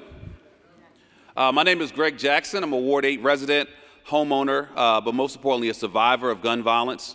In April of 2013, I survived a near-fatal shooting, and that's what drove me to get into service. I started under the previous mayor's administration as her youngest cabinet member, overseeing constituent relations, and resolved over 2,000 concerns from potholes to rat abatement. But from there, I moved on to advocate to Congress, where I helped pass the first law on gun violence in 30 years, the Bipartisan Safer Communities Act that created things like 988 and added $2 billion for youth school mental health. And then from there, I was appointed to the White House as President Biden's advisor on all things violent crime and gun violence prevention, where I oversaw a $17 billion budget and helped implement that law, which ultimately reduced homicides by 49% in just 3 years. But I decided to run for council because we are at a severe crossroads. We have the highest unemployment of any major city. We are still struggling with the housing and violence crisis, and we've now become the most gentrified city in the country. And so I'm running to help fight for a more affordable, safer DC where all can thrive and bring my talent and experiences to council. Thank you. Great, thank you. Okay, so what I plan to do is ask one question of each person. The questions are going to be different.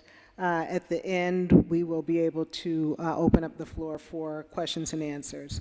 So my first question is for Mr. Davis. Mr. Davis, you know, we're in a house of worship. We know that faith-based communities need support from the city. Can you please let us know your thoughts, your plans, your vision for supporting faith-based communities as they work to serve citizens in DC?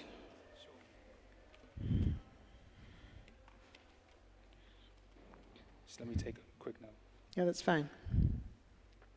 And we're going to give you about a minute and a half. Okay.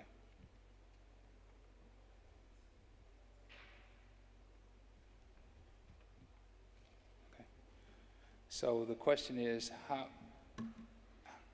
faith-based, how do we support the work? Yeah, and just to kind of give you a little bit of context, there has been in the past a designated person with the city that has been committed to supporting faith-based communities. That position, that role has really been diluted. And so really, you know, what would you do in terms of bringing that back and really empowering somebody to help support the faith-based community? Yes, I think, well, thank you for the question. You know, faith-based organizations, churches, are really the bedrock of the black community, you know, of many communities. When I think back to Exodus Missionary Baptist Church, which is on 9th and Rittenhouse Street, that's where I grew up, my desire to want to become a teacher started there, right? My theological formation started there.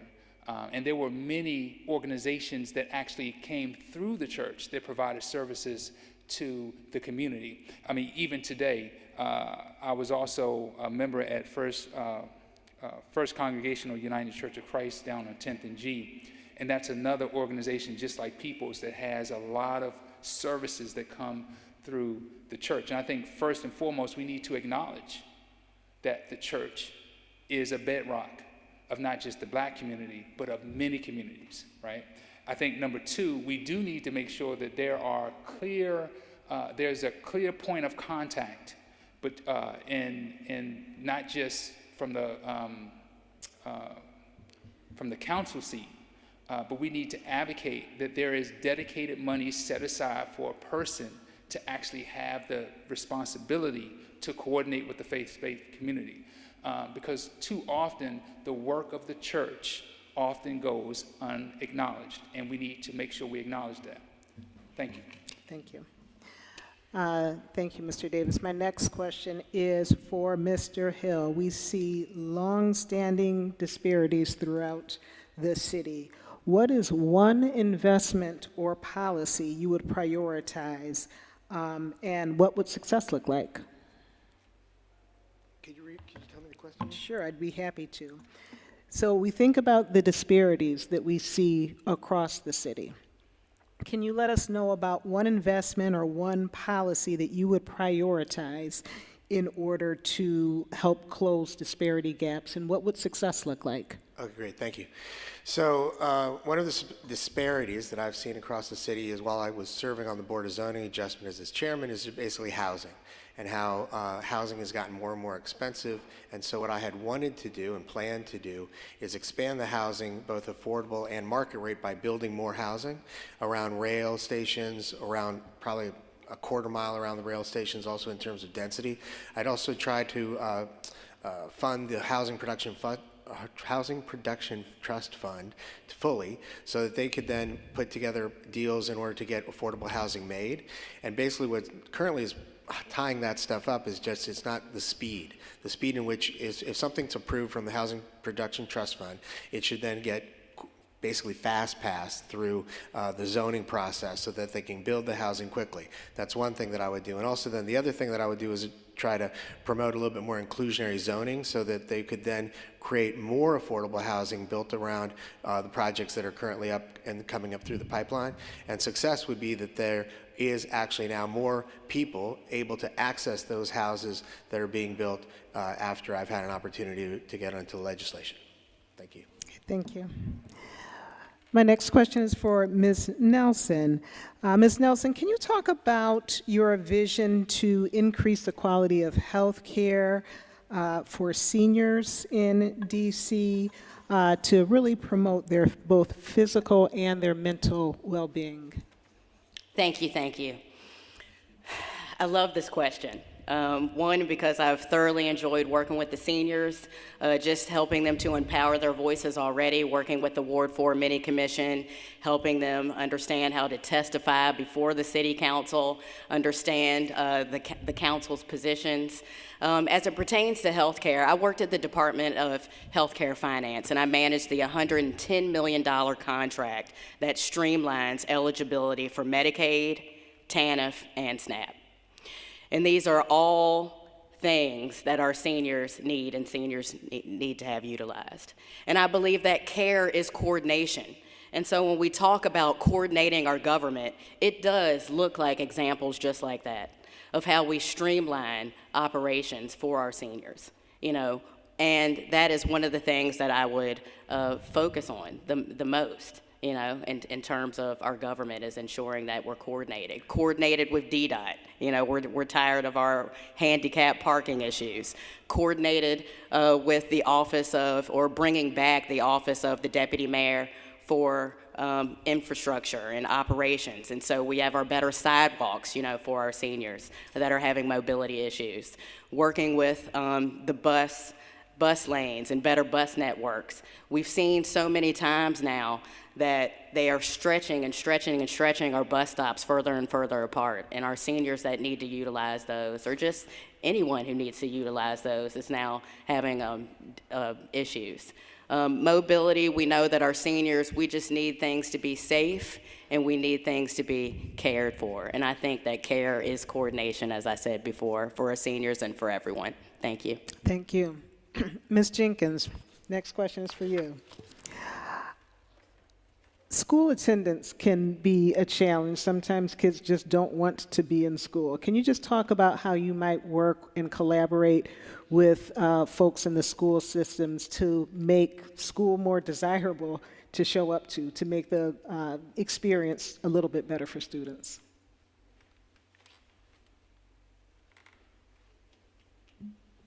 So I'm really excited to answer this question as someone that is a primary caregiver to 8 amazing nieces and nephews, and as someone that has worked in the public education space as a kindergarten teacher.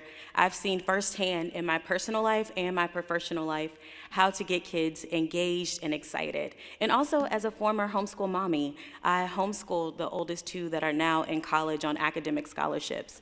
So I love kids, have a big heart for children, and have a really big ear for a child-centered approach. One of the things that I would do is amplify that, make sure that we diversify learning and that it's child-centered, make sure that we're leaning into all three modalities: audio, which is listening; kinesthetic, which is doing; and also visual, making sure that they can see it. I will also bring back reading as a science and phonics, making sure that kids can read on level by 3rd grade. 119,000 youth are not reading on level, and that data is actually gutting and embarrassing for the nation's capital. Being able to read on level by 3rd grade is a really big indicator in terms of academic outcomes and success and career opportunities. In terms of truancy, I would ask us to look into zip code equity. All zip codes are not created equal. And what I mean by that is when you look at the data, particularly east of the river, as a transit desert, many youth are commuting through several zip codes to get to competitive learning spaces. I would make sure that we have reliable, consistent, timely transportation to make sure that no matter what zip code youth live in, they're able to get to school efficiently, smartly, and safely. Thank you for your time and attention. Thank you. Mr. Chavez, next question is for you. What is one specific action you would take in your first year to ensure that seniors in DC can access and maintain stable housing? And how would you measure it? How would you determine whether or not it's working? Thank you for the question. When I worked at the City Council as a committee director for Executive Administration and Labor, we actually had the Department of Aging and Community Living in the committee. My boss was Councilmember Anita Bonds. So we focused a lot on our seniors. That was one of the priorities in every budget that I worked on. And I worked on 4 of them very closely. So the first thing we have to do is make sure we protect the shallow subsidy. In DC, we do have a program that allows qualifying seniors to get up to $600 to assist them with their rent. We have to protect that, and really we need to expand that, because when that program started, rents were not what they are now. So that needs to go up to probably $1,000 or $1,200. That's something I would work with the DC Housing Authority on. We also have to increase inclusionary zoning. I believe one of my opponents mentioned inclusionary zoning. I think we need to set aside some for seniors. So even if it's 3 to 5% IZ, so that would apply to new construction in DC, I think we need to save and set aside some of those units for our seniors, especially on the 1st or 2nd floor, because we have many seniors that have mobility issues and it's just easier for access. So those are 2 things I would work on immediately, and with my relationships in the council, it's something that I think I could get support for. Thank you. Ms. Foster, my next question is for you. Very similar, but dealing with transportation. What is one specific action you would take to ensure that seniors and people with disabilities in DC can access and maintain reliable transportation to promote independent and community living?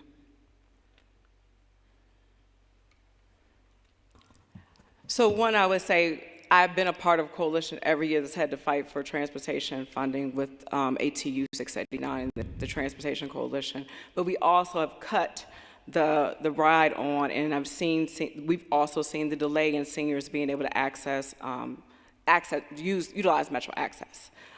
They fought every year. It's a fight. We know we have a fight coming where they're trying to automate the Metro positions, and we know that we need to fight for it in this budget, but we need to make sure that there's coordination between the facilities that they're going to, and also that there's outreach to let seniors know that they have the access, the ability to be able to utilize Metro Access. That's something that when I would set on DCHA, continuously, we had seniors that would come to DCHA and wait for Metro Access to come because they weren't coming into the communities. So I was like, it's got to be a better way for us to inform them or help create a system where they're able to access the Metro Access, and they know how to do it through their benefits. Thank you. Next question is for Mr. Owalewa, and it really deals with inclusive hiring practices.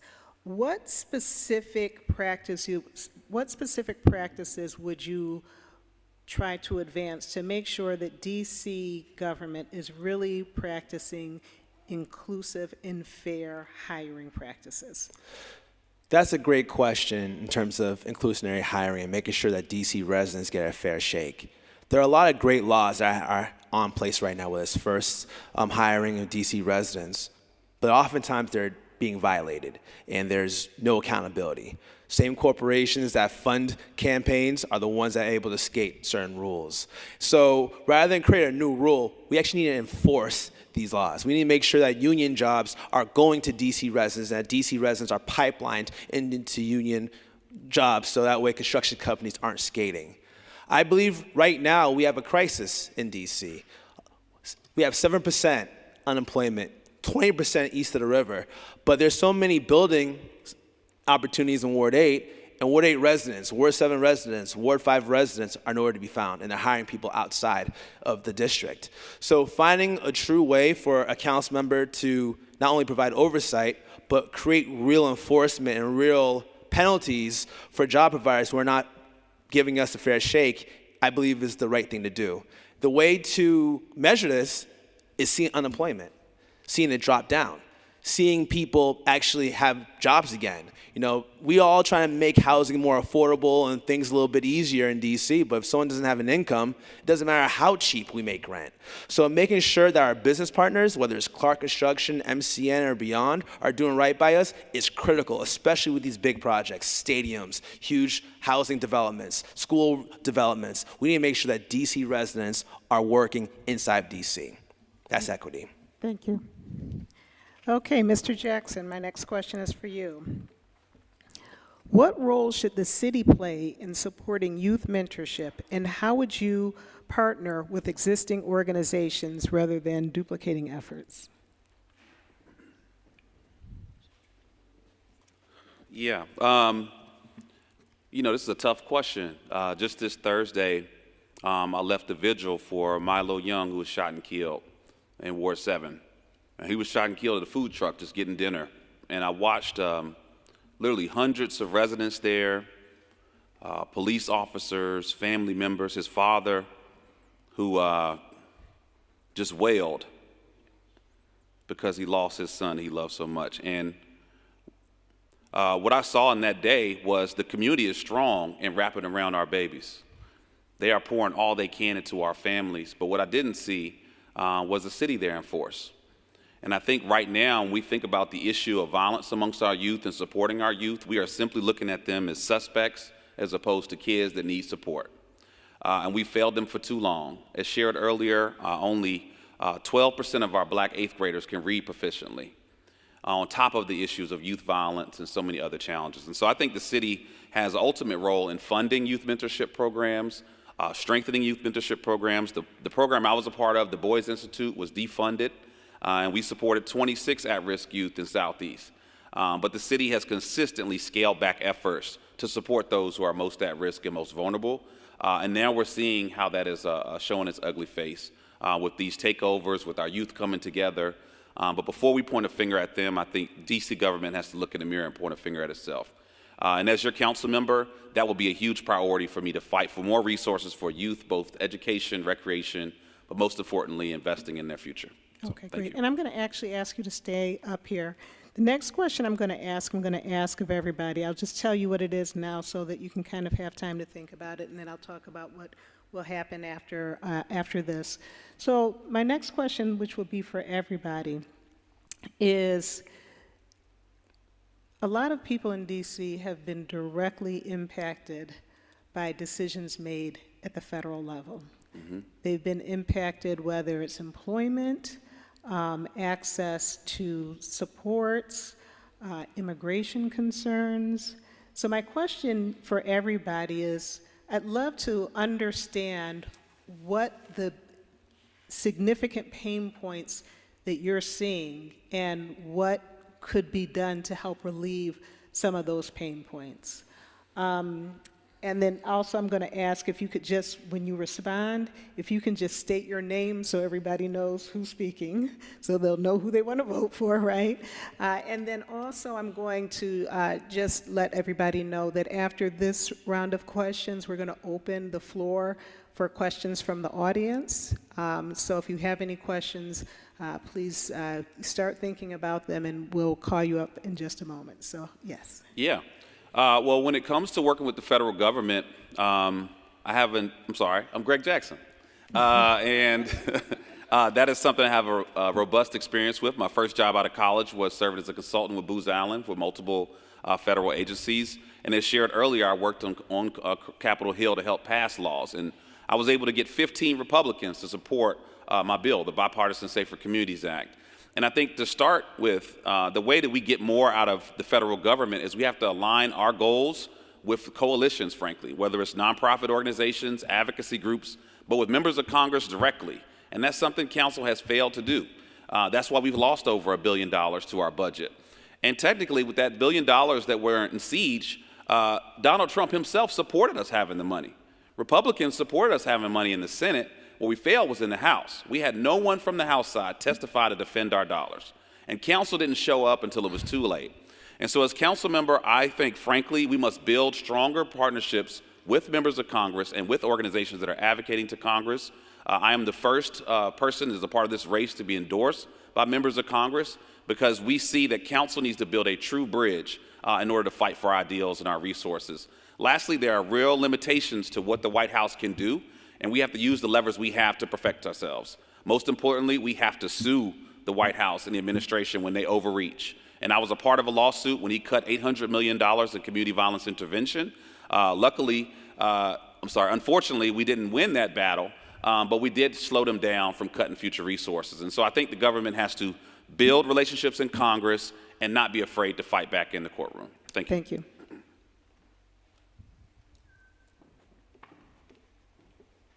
Hi, I'm Rep. Oye, and I've been the rep for about 6 years. And one thing I can tell you is that the federal government is not on our side. And we saw last year the danger of over-relying on the federal government. DOGE cuts cost us 30,000 jobs. Healthcare is going to be slashed in 2027. We have people that look like us getting snatched up by ICE. And there was nobody in Congress that had our backs. We have to have our own backs. We have to recruit the industries that's going to rehire district residents. We're going to have to reinvest in our health care when the Big Beautiful Bill forces Medicaid recipients to check in every 6 months in their work requirements. We're going to have to make sure that we increase the fund for immigration legal services for non-citizen residents and their kids that walk to school by themselves because their parents are too afraid to come outside. We got to be self-sustaining. We got to fight for ourselves so our friends in Maryland and Virginia and beyond can fight with us. We can't just assume that Congress or the Senate is going to have our backs because Greg was right. The Senate passed the bill after the recess on the Hill, which I co-hosted.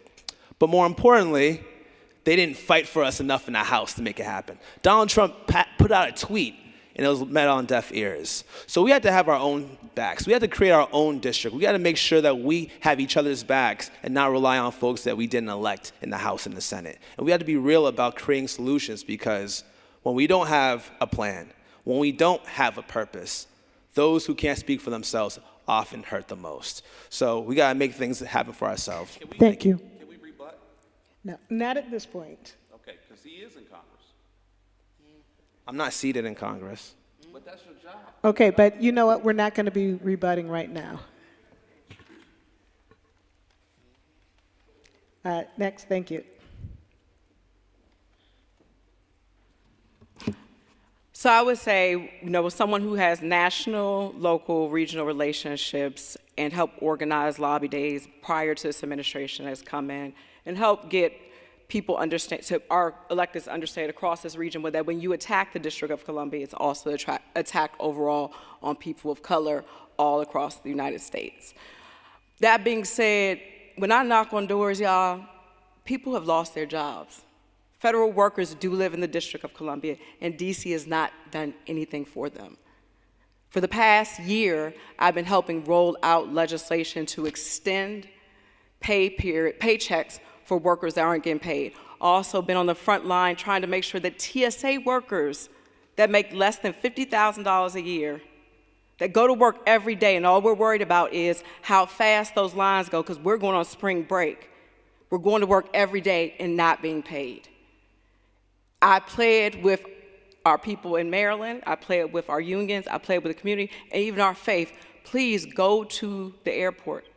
Give them donations, because as you know, they're federal workers. We cannot give them the gifts more than $20 an hour. So while we do have these big issues regarding ICE and we're fighting for our budget, people that live in my neighborhood feel like no one cares about them, that no one's talking about the pain that they're feeling every day. People have lost their jobs. Guess what? We don't have a grocery store in Ward 7 and 8. Hospitals have closed. So we have to make sure that we are going into the communities and putting the pain that they're feeling first. Thank you. And I don't know if I heard your name, Ms. Forrester. Sorry. Let me just say, you are amazing. You are doing a great job. My name is Deanna Forrester, and I will be number 6, a good even number on the ballot. Thank you. Okay. All right, my name is Kevin Chavis. I'm number 8 on the ballot. So with the federal government, look, we do not have allies in the White House. We know that. And that's been the case in DC's history, regardless of the party in office, really. In fact, we've gotten a lot done working with Republicans. Marion Barry showed that, getting funding for the Summer Youth Employment Program. He worked with Ronald Reagan to do that. So the fight to free DC, the fight for statehood is not new. Some people talk about it like it's new. We've been fighting this fight since we've been in existence, really, before we got this limited version of home rule. So what we have to do is take care of ourselves. We still control our budget. We've got a $22 billion budget. I'm running to be a council member that has oversight over that budget and appropriates the funds. So we have to have relationships with Congress, especially when they use DC as a political football. But what are we going to do with the money we have in our budget now? What are we going to do with the money that we raise from taxpayers like you, from people who are paying commercial real estate taxes, property taxes? That's really what my number 1 focus is on. We've got to work with the mayor, work with our congressional delegation, the shadow delegation, whatever you want to call them, to make sure we have relationships in Congress. But we've got a lot of programs we need to analyze that we're paying for now. And a lot of people in DC have lost jobs that worked in the federal government. Working in the federal government was a pathway to the middle class for black people in particular in DC. And in this region. So it has been devastating to DC, but we've got programs in our city that we're funding now that we need to transition a lot of displaced federal workers to. We've started the work and we'll continue it when I'm elected. Thank you, Mr. Chavis.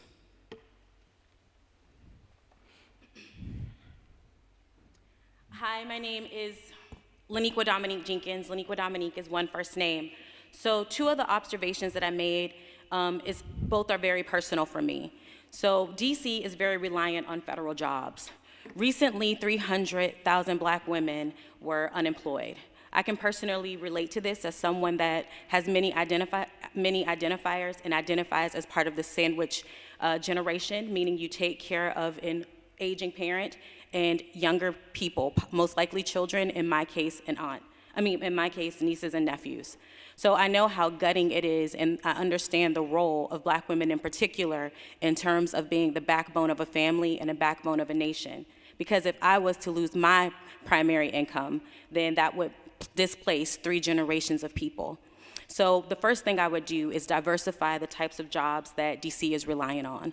As someone that's a social entrepreneur, has owned and operated a home healthcare agency in DC, Maryland, and Virginia, as someone that has a school and an orphanage in East Africa, as someone that is a self-published, successful children's book author, and my literary work is actually used to have hard conversations with children, I understand how to create successful, healthy, and diverse businesses. And that's what I would bring to the district. I would make sure that we are diversifying the type of businesses that we create and making sure that we're not exclusively reliant on the federal government as a pathway to the middle class.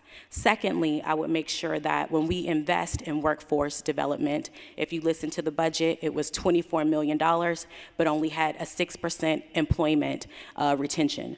So I would really make sure that those pipelines from workforce development to actual career opportunity are gridlocked tight and becoming opportunities. Thank you, Jenkins in June. I'm number 3 on the ballot.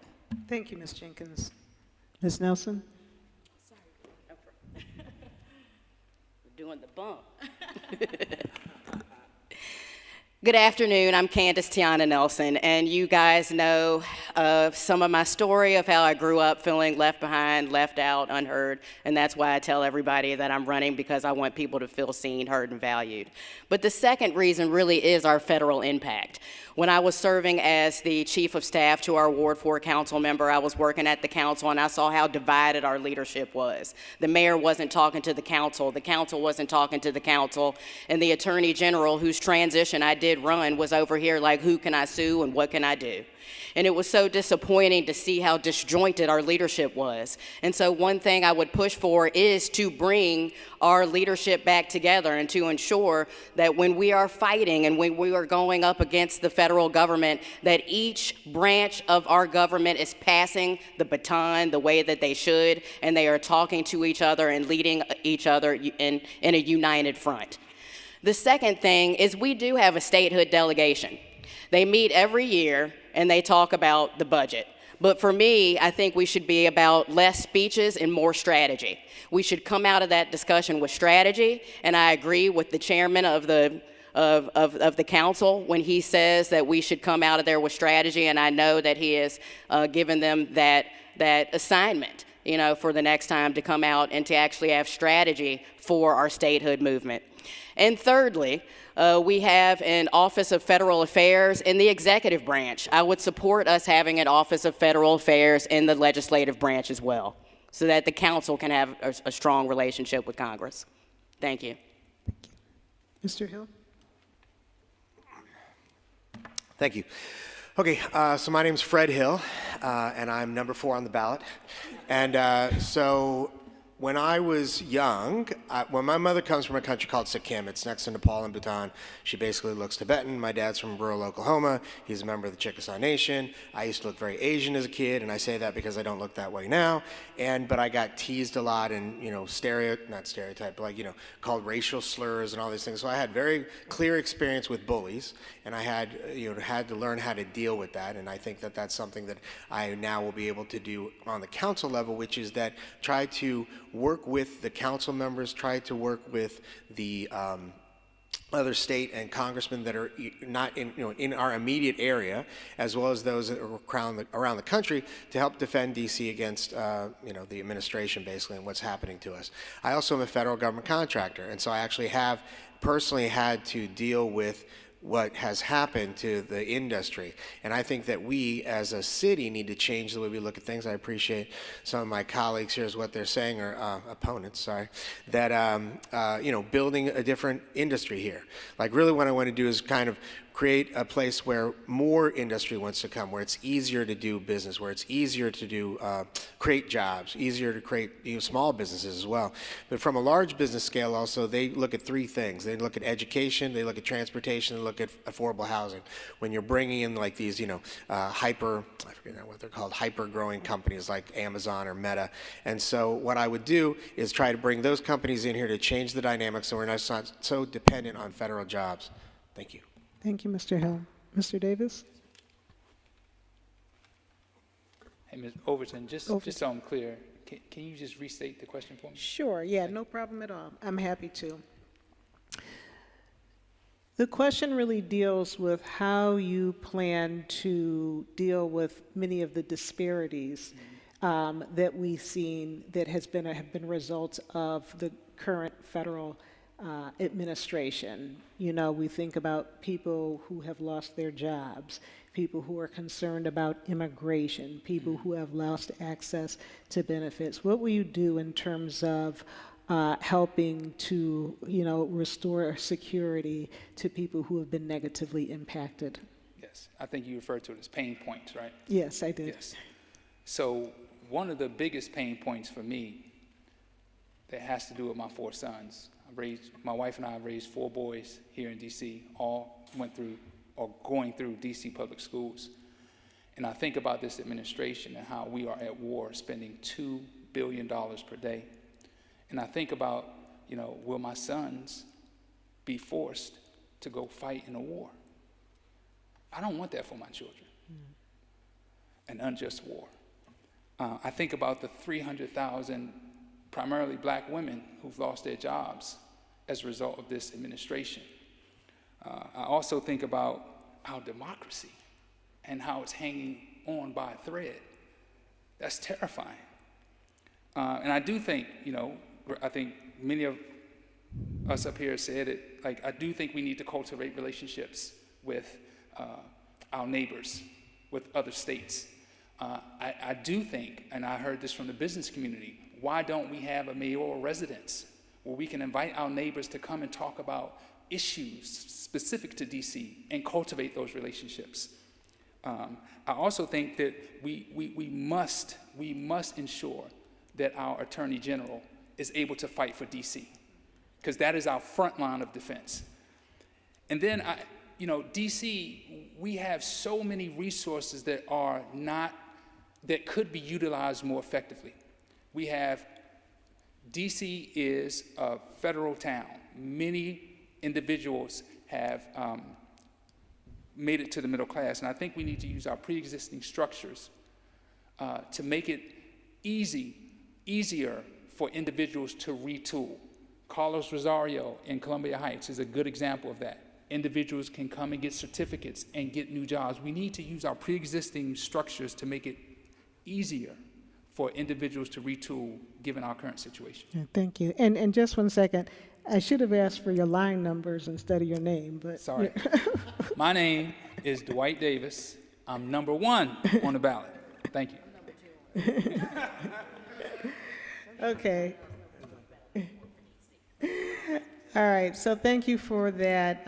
We've got about 15 minutes to devote to audience Q&A. So if you have a question, if you could come up, state your name, state your question. Let us know if you have a question for a specific candidate, for all of the candidates.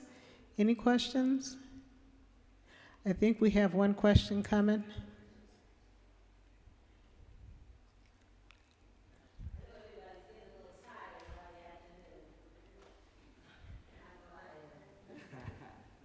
My name is Reverend Patty Fears. I am I guess, one of the leaders of the Ward 4 Faith Leaders. And my question, I have 2, so I'm going to save you just in case anybody else doesn't have anything. I got 2 of them. One has to do with this accountability piece that we had heard earlier, and engaging council, and how do we do that? Because you all work when we work. And you want us to come and see you and talk about our issues on your work hour. But you ain't coming to our jobs and getting and hearing what our concerns are. So my question is, this is wonderful. When you get in office, when will we see you again? Okay, that's number 1. My second question is, I'm a Ward 4 faith leader. Now, I wasn't raised in DC, so when my family moved here for many, many years ago, and I've lived here long enough to claim it, and I'm gonna get to a question, don't worry about it. I understand the problems that are taking place east of the river because of the concentration of people of color and how we deal with racism in this country. But we got issues here in 4. And every committee and every extension of committees that I've worked on, funding has gone 5, 7, and 8, leaving the burden for a lot of houses of faith in Ward 4 to try to figure out how we could fund programs to feed people, to get diapers for their children, and education and housing. So I just want to get your take on this entire city, because you're at large. So you don't get to ride just on one side. And I know how it is when you want to go home, but you're working for all of us now. So how is that going to work, and how could you get your agenda to spread throughout the city and not just in those places that are comfortable? Right, so thank you very much, Reverend Patty. I just want to kind of, if it's okay with you, restate the questions and let me know if I'm off here. But essentially, you really want to understand accountability mechanisms that will be in place to make sure that we're not just in a ceremonial role, we're actually well positioned to be able to serve constituents. And then the second question really focuses on equity in terms of funding, understanding that all wards need resources. However, Ward 4 seems to be getting passed over for resources that are much needed when it comes to providing social services such as food, shelter, and other issues for constituents. Is that correct? Correct, because we're not rich no more. We're part of that 390 women that got fired, so. Rich, but used to be's don't make honey. Yeah. So if we could hear, anybody want to take one or two parts of that? If you want to just go to, well, actually, there's a microphone underneath one of these chairs, I think.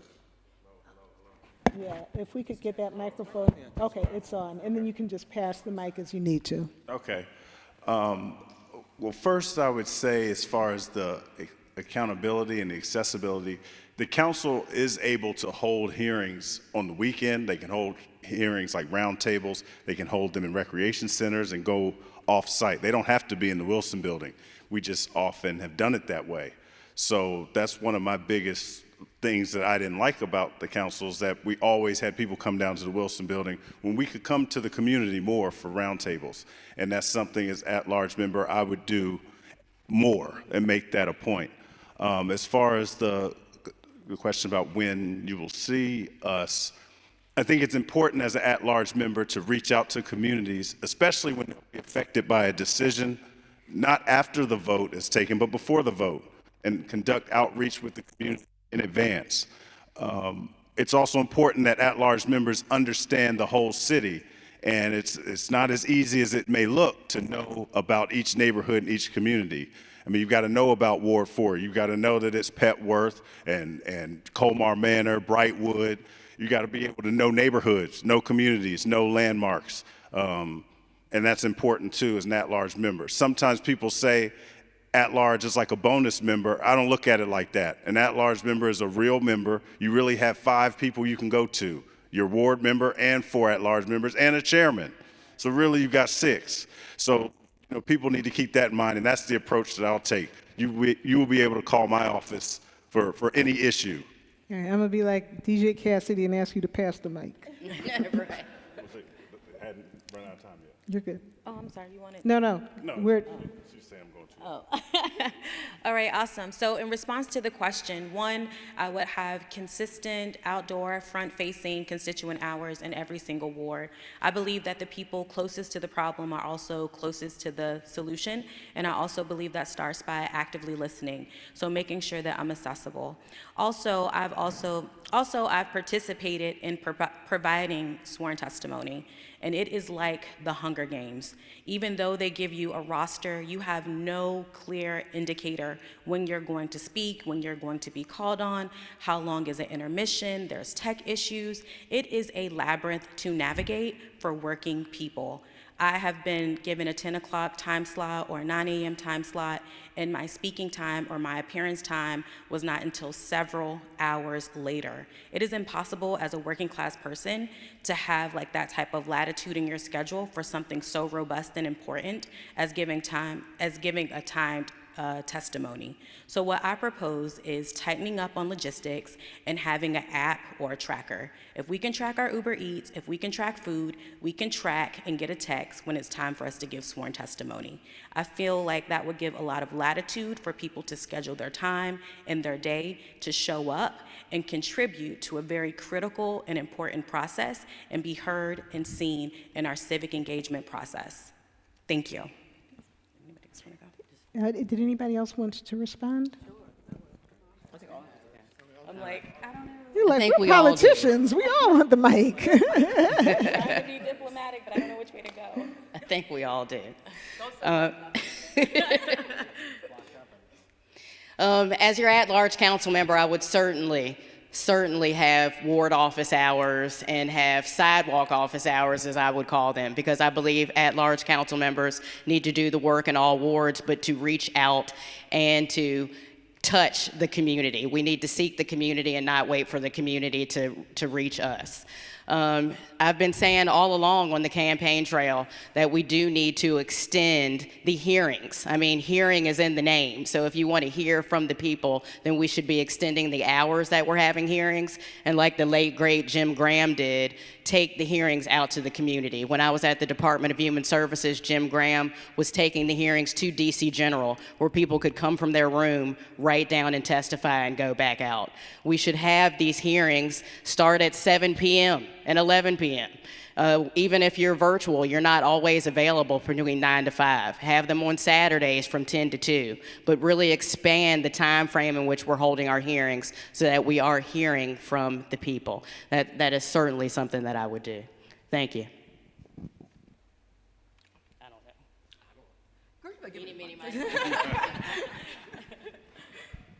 As you can see, we have a lot of fun together. So I would say this, I'm an organizer. I'm gonna be an organizer whatever title I have in a position.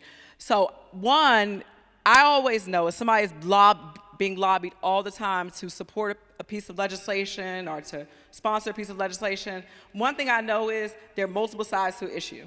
So it's not gonna get to a hearing without me first analyzing who's directly impacted, who is not coming to me, who can't make it to the Wilson building, who's not talking about it. I'm gonna go do the research on my own and have individual conversations so I can take an informed position. My position is always gonna be informed by the people that are directly impacted.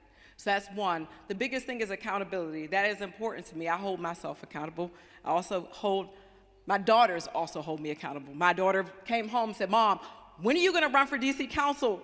Things are messed up in DC and you're working in Maryland." So I have family all over DC, like most people that are from DC. I got family up here in Ward 4 that when something's going wrong, they're gonna call me as if I was the mayor and they want me to fix it. If their snow doesn't get blown, they ask me to call somebody and get it done. But I'm always gonna make sure that I'm going to be a part of the community and in the community. And if I'm not, somebody on my staff is gonna be a part of the community and in the community. Thank you. And I'm going to ask if the candidates can really speak to that. Deanna Forster. Oh, I thought you were about to say that. No, I was just going to ask if candidates can speak to that second question in terms of allocating resources to Ward 4. Yeah, for sure. I believe, first of all, I agree with everything I said so far, but I believe a fundamental flaw of our council is that we are reactive. We don't understand the diversity of the city, not just by race, but how we consume information. You see, not everybody can go to the Wilson building. Not everybody can make it to a forum. Not everybody is gonna have access to your newsletter. And just because you don't, you shouldn't be left out. In order to make changes in Ward 4, you gotta know Ward 4 people.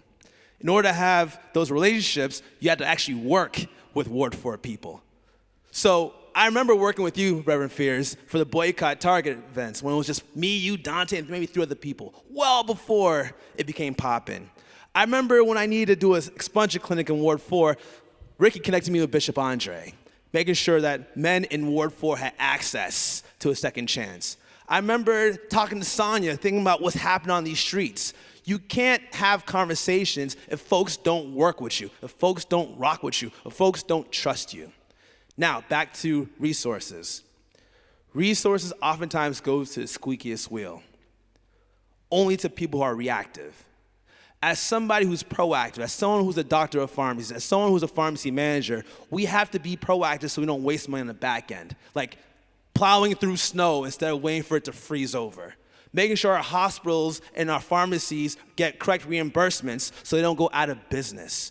Making sure that seniors and folks who are wheelchair bound are living on the bottom floor of an apartment building so they're not calling firefighters to get them downstairs when things aren't working like the elevator. Those proactive thinking not only improves our quality of life, but saves us money. When we have more money, we can devote it to things happening in Ward 4. Thank you.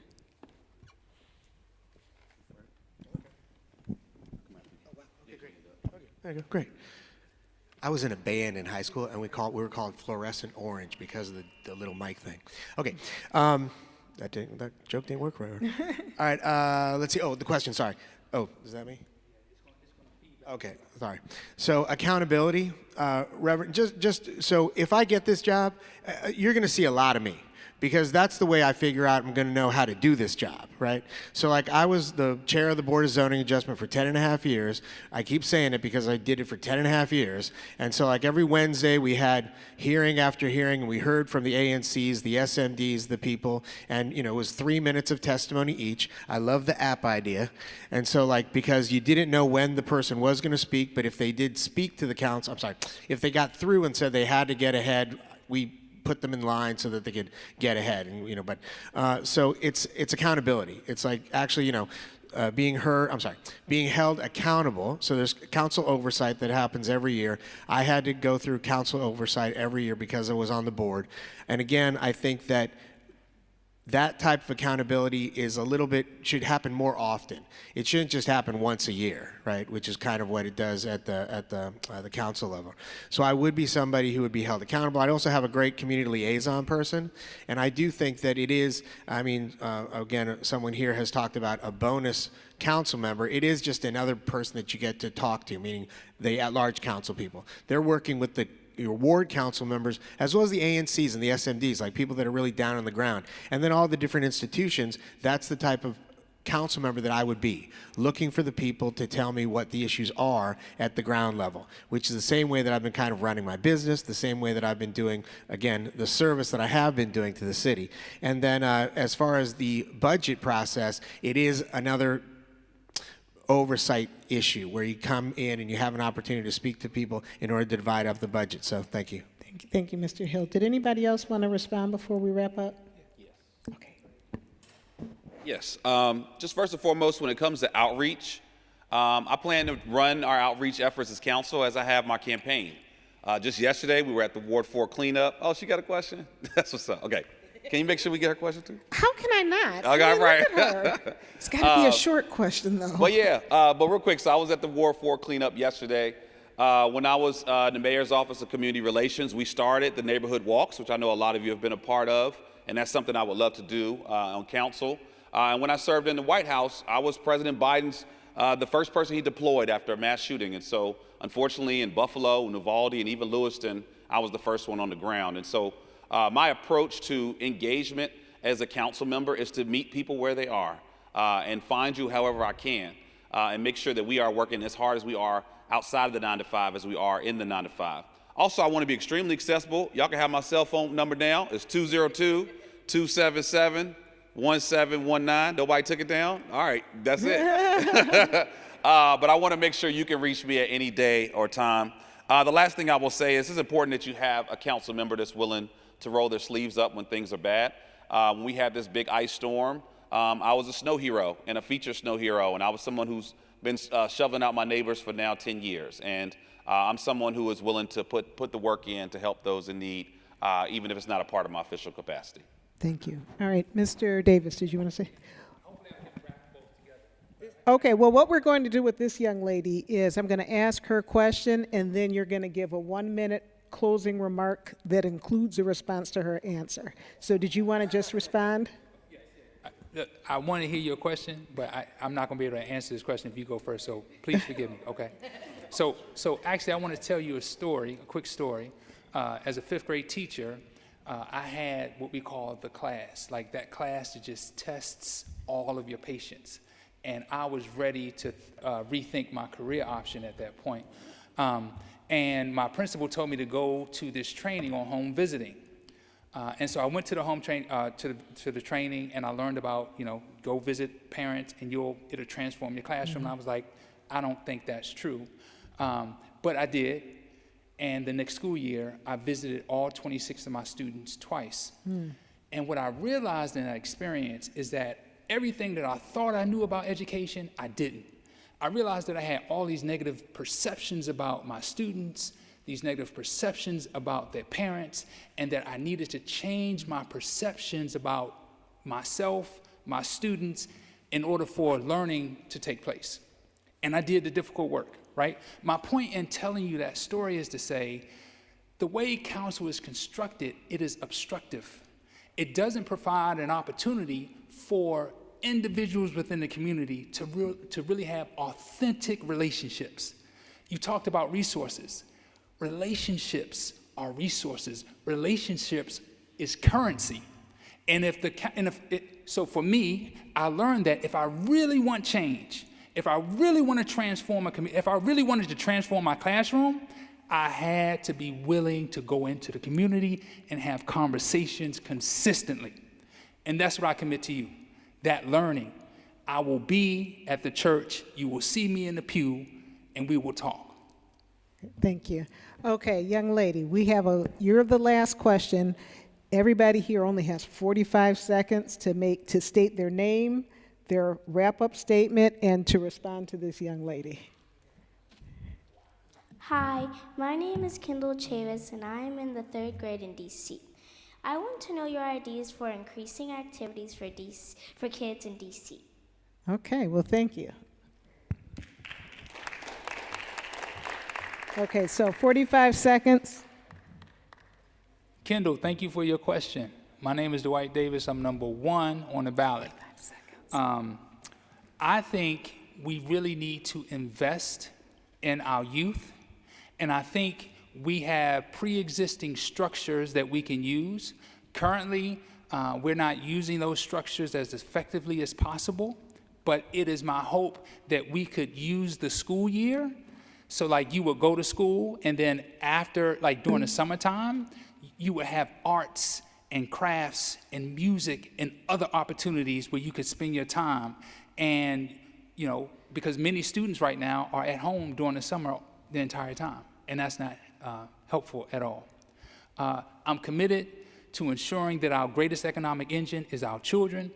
I want to make sure that DC is affordable, that our services function the way that they should, and that we have statehood. My name is Dwight Davis. I'm number 1 on the ballot. Thank you. Dwight Davis, number 1 on the ballot. Thank you. I'm Fred Hill. I'm number 4 on the ballot. Kendall, nice question. Good for you talking in public. It's not easy to do. Let's see. So I think that I would try to get more money to the Department of Recs and Services. So that's what I do in terms of trying to get kids to have more different things to take care of themselves and have fun, that is. My name again is Fred Hill, and basically what I want to do is I want to take my business experience to help grow the economy, and I want to take my Board of Zoning adjustment experience to create more housing. And so with that, that's what I want to do. So thank you so much. Appreciate it. Thank you. Thank you so much for the question, Ms. Chavis. What I think I would do first and foremost, especially where it pertains to you, you're in 3rd grade, is from under 3 to 3rd grade, I've really been fighting for literacy issues. I believe if you cannot read before the 3rd grade, you're already left behind. Also, I would create a youth advisory council. I want a council that works just side by side with the council to focus on youth issues. So I want that as well. And I also would just really, really go back to what I said before in terms of education, healthcare, and housing, and ensuring that it's affordable, accessible, and quality is key. Having worked in Ward 4 for 20 years, as an ANC commissioner, as a president of the Ward 4 Democrats for 16 years. I was there, and then for 8 as president. I just have to say that I've been fighting for this community, for this ward, and I will continue to do so for the District of Columbia to bring us all together. Candace Nelson, number 2 on the ballot, number 1 for DC. Thank you. Thank you, Ms. Nelson.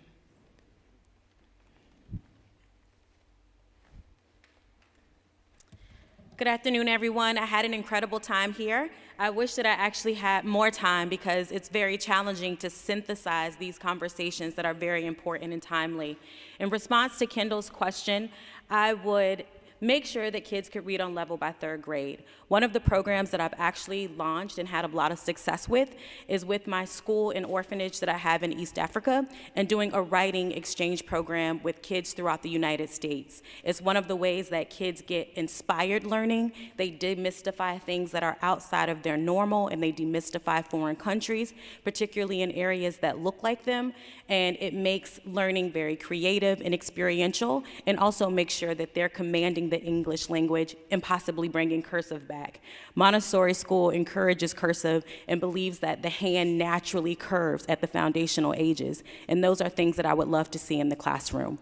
Unfortunately, I don't have much time to be before you. Learn more about me at votejenkins4dc.com. Laniqua Dominique, number 3 on the ballot. I look forward to earning your support in June. Thank you. Thank you.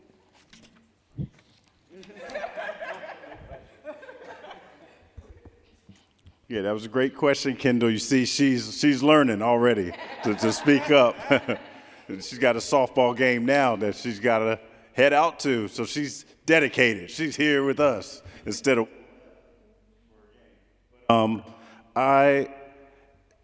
For me, it's about making sure that every school, every zip code has access to out-of-school time programming. That's number one, because some schools, some areas have many programs, many options. Other schools have none, if any at all. That's a big problem. We shouldn't have that type of disparity. And we also need to listen to the youth. I think we, at the council and just in the community, we do a lot of discussing about what youth need, what they should be doing, what activities they should have, but they're not saying that. We're not getting that from the kids themselves. So, Kendall, we need to talk to you and your friends, your classmates, and see what it is you want to do when you're not in school. I think that is a big first step. And I'm Kevin Chavis, number 8 on the ballot. I ask for your vote in June. Thank you. Rank me number 1 in June. Thank you. What do you think, Kendall? Good? So, Kendall, what I will say is it is so unfair and it's so hard that we have to leave Ward 7 to come all the way across town to go to school, right? I've had to do it for years, and so my daughters and now my grandsons.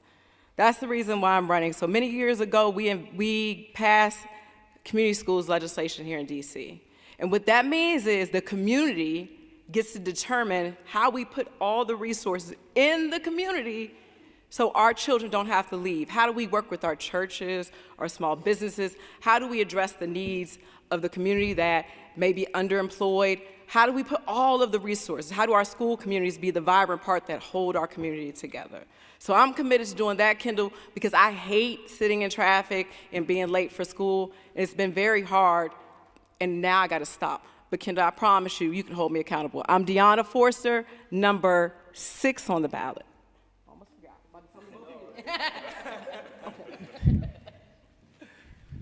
Hey, Kendall. If I was in your classroom, I'd be doing what I've been doing for the past 12 years, wearing my white coat, showing you science experiments. As a pharmacist, I realized the biggest way for me to give back was letting young people know about this career. And seeing young people decide to become healthcare workers has not only impacted their lives and their family lives, but also the community at large. Now I'm running for DC Council, so you can actually be better than me.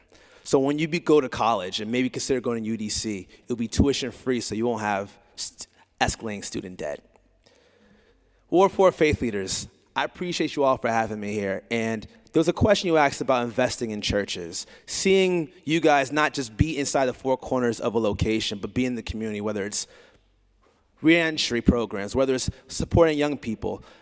Providing opportunities for you to get contracts to bring funding back to churches is critical and something that I want to do as council. So please consider voting for me, number 5 on the ballot, hopefully number 1 in your hearts, and maybe number 2 for Kendall. But most importantly, thank you all for making a purpose and relying on faith to make a better district.